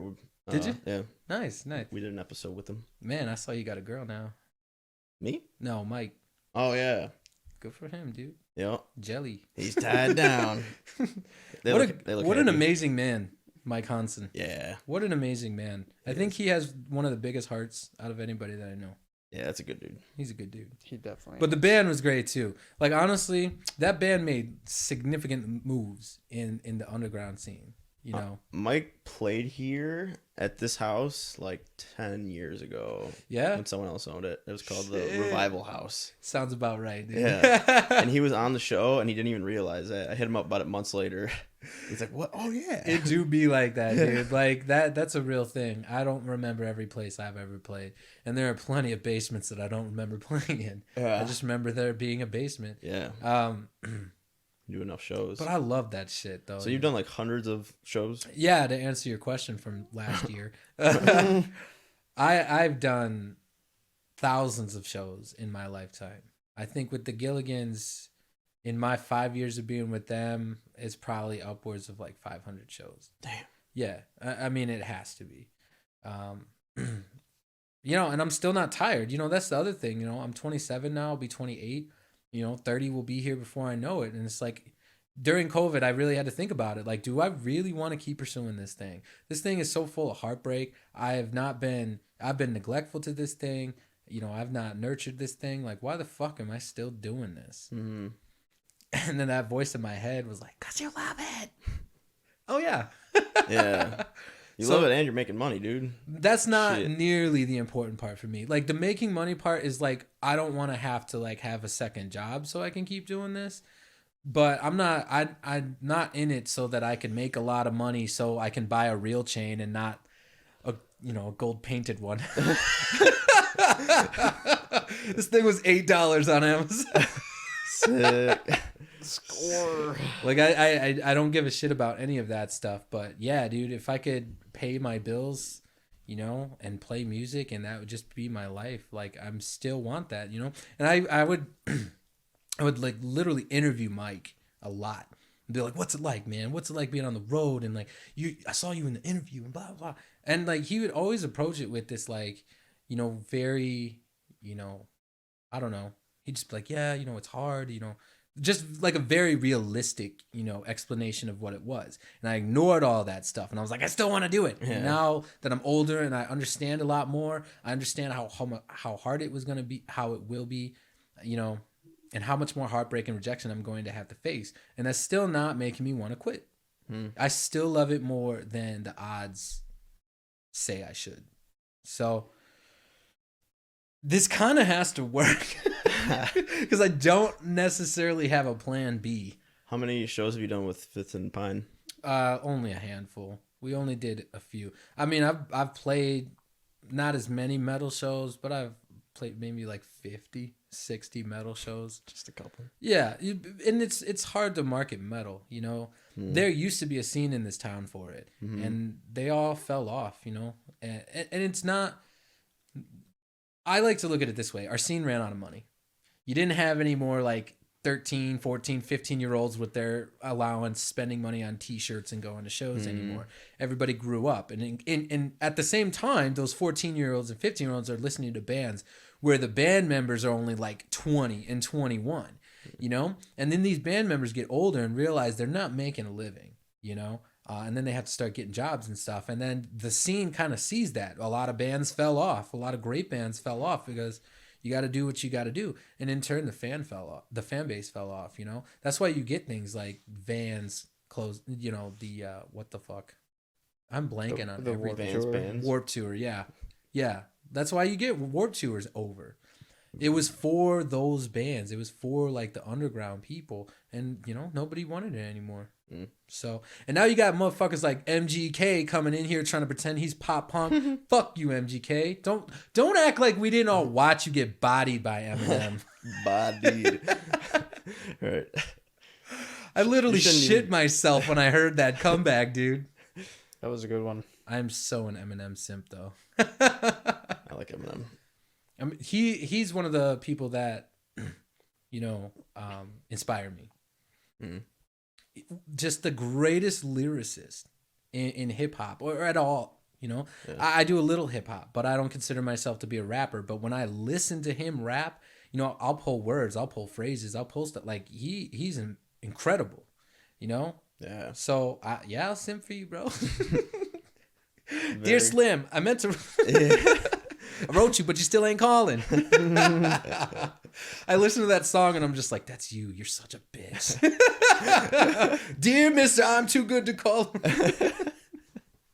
But he definitely inspires me to be a better lyricist, I don't think he's much to look at. I don't think he's, his shows. I've never gone to an Eminem show, but we have the internet now. So, I see his live shows. I don't think it's anything special. But that's a talent. Those are some of the geniuses I talk about. Those are the alien people, the lizard people, who just like stand above, and for no other reason for the fact that they're just better than us, So I aspire to be that. So, A lizard person. a lizard person, an enlightened person. It's just like otherworldly. How are you still breaking records, pushing 50? Right? He's pushing 50. Which one are you talking about? Eminem. When he came out with Godzilla, I want to say he's over. he broke another record with that one. Yeah, he's like 47, 48 or something like that. Yeah, nope. And and especially with how volatile the hip hop industry has gotten with the transition into the new style, this motherfucker literally came out and was like, "Oh, you want me to sound like you? I'll do it better," and like undeniably better. Like putting all these little kids to shame, and they're little kids because these kids were like 19, 20 years old when like the Lil Xan kid and the Lil Yachty, and it's like okay, like who gave this kid a checkbook? Little Windex, baby. Right, Lil Windex. Yeah, so and then Eminem, like he just roasts them all and he goes better, and it's just like, dude, I want that. I want to be able to make music my whole life, dude, my whole life. And I know I'm going to say some goofy shit and be in the middle of some sort of controversy, you know, a black conservative. You know, I get all of that. But like Eminem went through all that shit too. Like, you inspire me, bro. When the shit hits the fan, just rap about it. Do you like Tom McDonald? Yes, I do. Yeah, he's pretty good. I do. Not because I think he's a great lyricist, but I think that he talks about the stuff that I think we should be talking about. Mm-hmm. You know, and I think it's 100% amazing that a white guy is saying it. You know, with how we are about race in this country, and especially hip hop is very focused on race because black people still feel like they own hip hop, you know, and that's totally cool. I get it. Black people had bluegrass, black people had jazz, black people had country, black people had everything. And then the white man came in and took it over. I am with you, my brothers and sisters, but you cannot deny that we're not that world anymore. We're just not. When Eminem came on the scene, that was it. That was done. White rappers were now a thing. You know, and so it's still kind of about race. And then to have our overall culture be so focused on race and so focused on what white people can and can't do, you know, for Tom McDonald as a white man to come out and just be like, yo, I don't hate you, but you guys are crazy. I think it's really important. I don't like every song sometimes, but I don't think he's ever disrespectful. I don't think he's ever, you know, uneducated or misguided. I don't think any of those things. You know, so I think he's great. I keep doing what you're doing, man. I stream your shit because, you know, I don't pay for my music, but you know, I think he's good. So, but as far as like, you know, rappers coming up right now, you know, and you know what, I like white rappers. Again, it's because like I can I can relate to them. You know, I don't want to say that I identify as white because apparently that's a thing for black people these days to say that they're white. I don't know. I'm black, obvi. But I lost my point on that. Do it the way Michael Jackson But white did. rappers, I've always like kind of gravitated toward. Like NF was a big one for me too. Like I go through it too. NF, you know, when he's talking about how hard that depression comes down on you, I'm just like, that dude's a lyricist. Yeah. But, you know, at the same time, I can't listen to you all the time, bro. Right, it's too much. Your music is heavy. Like, oof. But I do like that. My favorite song by him is that When I Grow Up. That's the best one. When I grow up, I just want to whatever. I haven't listened to him a lot, but Knox likes it, and I've definitely heard. Yeah, no, dude. You know. He's legit. Mac Miller, another one. Mac Miller was not much of a lyricist, but that dude could vibe. Yeah. I was a Mac Miller virgin after he died. And then I think it was my friend Jazz. She was like, you got to listen to Mac Miller. And I was like, oh, shit. I didn't know it was like this. Rest in peace, my guy. I wasn't on the Nipsey Hussle train, though. I didn't know who Nipsey Hussle was until he died. I mean, neither. But apparently he was significant. I listened to it and I was like, okay, like you're talking about the stuff, like whatever. Yeah, it wasn't bad. I don't think you're like the greatest rapper ever or anything like that. But I also think that, you know, the greatest rappers right now are not known for their skill. You know, how is Drake the number one rapper in the world? Right. And I'm sorry, that dude sold out. You sold out to the industry. I do like Drake, but I totally agree. Like, he's not. Why are you crying? She was underage, dude. Let it go. I think that Drake could have been better. I think Take Care was what I wanted Drake to be. Not all that sappy, sad shit, but it seemed like it was more thought out. Like there was more effort put into that album. Yeah, now he don't be trying at all. Yeah, bro. dude, like God's Plan is a trash song. God's And it Plan. broke the record for being God's 1 Plan. billion views on YouTube, like the first video ever. Did it? Yeah, it was like super significant. Or it was like a billion views like the first week or something. And you know what? Here's the other thing. I know those people buy their views. I know they do. Yeah, that's the thing. Like they could have bought like 1.5 million Right. to start. And then, you know, like whatever. So, and I just don't think that it's, you know, like whatever, dude. Your song is about nothing. You're not talking about anything. Yeah. And realistically, you're just perpetuating the same things that keep black men in this country where they are. So, I don't know. Like, how are you super rich and still talking about living in the projects? Yeah. I don't know. It's just how I see it. I just like, not necessarily the content, but It's the beat. Yeah, the beat. But that's why I like EDM so much, because EDM is usually no lyrics, you know? And those beats slap, dude. Mm-hmm. I like a lot of house stuff. San Holo's kind of my favorite, like, chill vibe guy. But dubstep was short-lived. Yeah, it was. And I think we should bring it back. I don't know. I'll bring gone. it back. It's evolved a little bit. But Yeah, Skrillex, it it was like, integrated in it some fell pop off with now. Skrillex. Like, Skrillex was doing his thing, but then we got into, like, the Dead Mouse, and now it's Marshmello. But Marshmellow's not necessarily dubstep, you know? Yeah, it just has dub elements. Yeah, so some of that stuff slaps, but, whatever. I think that there are plenty of good rappers that don't get the spotlight right now. Underground rappers. Like, there's this one dude, he's a little more well-known, Token. You ever heard of him? Yeah, he's great. Yeah, he's fantastic. He's great. Hobson. I like Hobson. I like Hobson because he has such a I don't give a fuck attitude. Mm-hmm. And I'm not saying everything he does is right, but like the fact that all that story that happened with him and his record, all that stuff, and then he still managed to bounce back. Like that was one of the greatest fuck you stories. Like you guys try to hold me down, and look what I did because of it. Yeah. So like I respect you for that. Yeah, he writes good music. He writes good stuff, but hip hop is hip hop. There's just nothing that wows me anymore. Yeah. The only time I get wowed is when Eminem drops something. There's this dude I'd found on Facebook called Dax. Yeah, he's not bad. He did a Rap God remix. Mm. He stuffed so many words in a song that already had a bunch of... Dude, it was incredible. It was incredible. He like switched up his rhythms a bunch of times and shit. Like it was incredible. So, I'm just tired of the Drake kind of rappers. I'm tired of the mumble rapper. Mumble rap is a style in of itself. I get it, but some people do it better. You know what I'm saying? Lil Dicky. Lil Dicky is a monster, dude. Lil Dicky. I love that dude. He can even freestyle like really good. And you know what? In freestyling, that is the skill for me. Okay? So when I think freestyling, I think somebody who's going to lay 32 bars no problem and keep going. Those are the Eminems, those are the Lil Dickies of the world. But I've been watching a lot of like freestyle competitions and stuff lately, and I don't know if this is how it usually goes, but there's like, I don't know, they take like huge pauses in between their bars and stuff like that. I don't know. I'm not a rapper. But so it's just like, yeah, I could do that. I could sit here with my foot on a glass table. Yo, Kurt, get me a juice. Are you able? Right. Like if you're I'm going to sit go there and outside, pace it find your out. sister in the stable. We're going to stay a little while we're laying in the hable.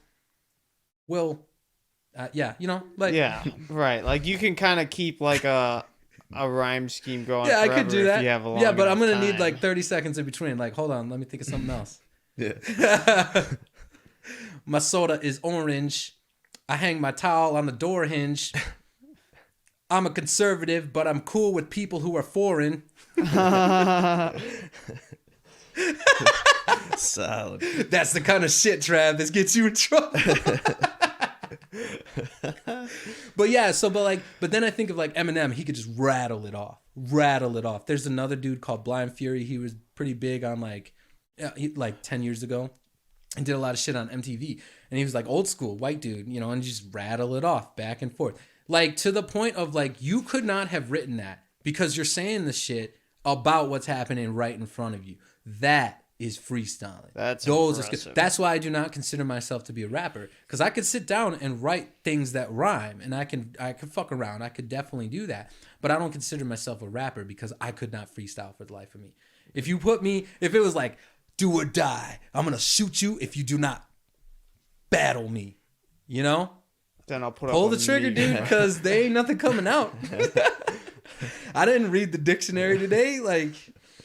So, like the more rappers that come up that have vocabulary, that take time to, kind of hone their craft, yeah, I'll listen to you. But, the pop hip hop, I'm not down. The hip hop or whatever the fuck. Yeah. So, whatever. Speaking of pop, you should tell people where to find that promo video. Oh, yes. I want to get the... That's up, right? Yeah, we have it up on the website, dirtypoplive. DirtyPopLive.com. Also on Facebook, Dirty Pop Live. Dirty Pop Live. Yeah, I mean, we have, a little bit of content to just kind of show people what's up. But, once we start playing shows, once we start doing stuff, that's where all the information is going to go.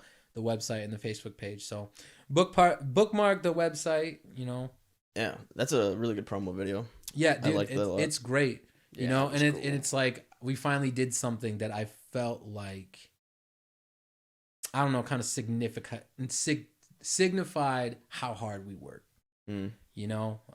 Maybe I wasn't building the set as much, but there were a lot of shows where we had to struggle. There was one show that we had to play that our drummer, our bass player, and our sound guy all got COVID.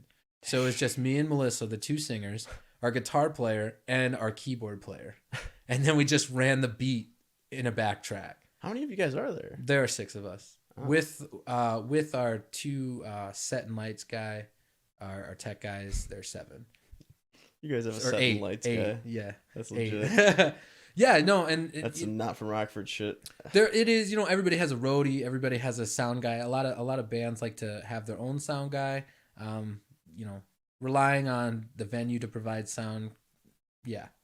So Make sure you understand your sound situation before you hit a venue. That's number 1. Number 2, because it's pop and because it's hip hop, it's very electronically driven. It's very modern. And so, in order to recreate the song that you love when you listen to it on the radio and do it well live, it takes a lot of effort, and to be able to replicate that, we need somebody who's going to watch our soundboard, watch what's happening with all of our frequencies and power and shit. And our set guy, our tech guy, Todd, he runs lights and sound with our sound guy, but then he's also the guy that tears everything down, sets everything. I mean, this man, he's a good guy and he works for very little money. And I couldn't ask for a better, partner in this endeavor than him. So, but yeah, dirtypoplive.com, dirtypoplive on Facebook. And then what is your next live show?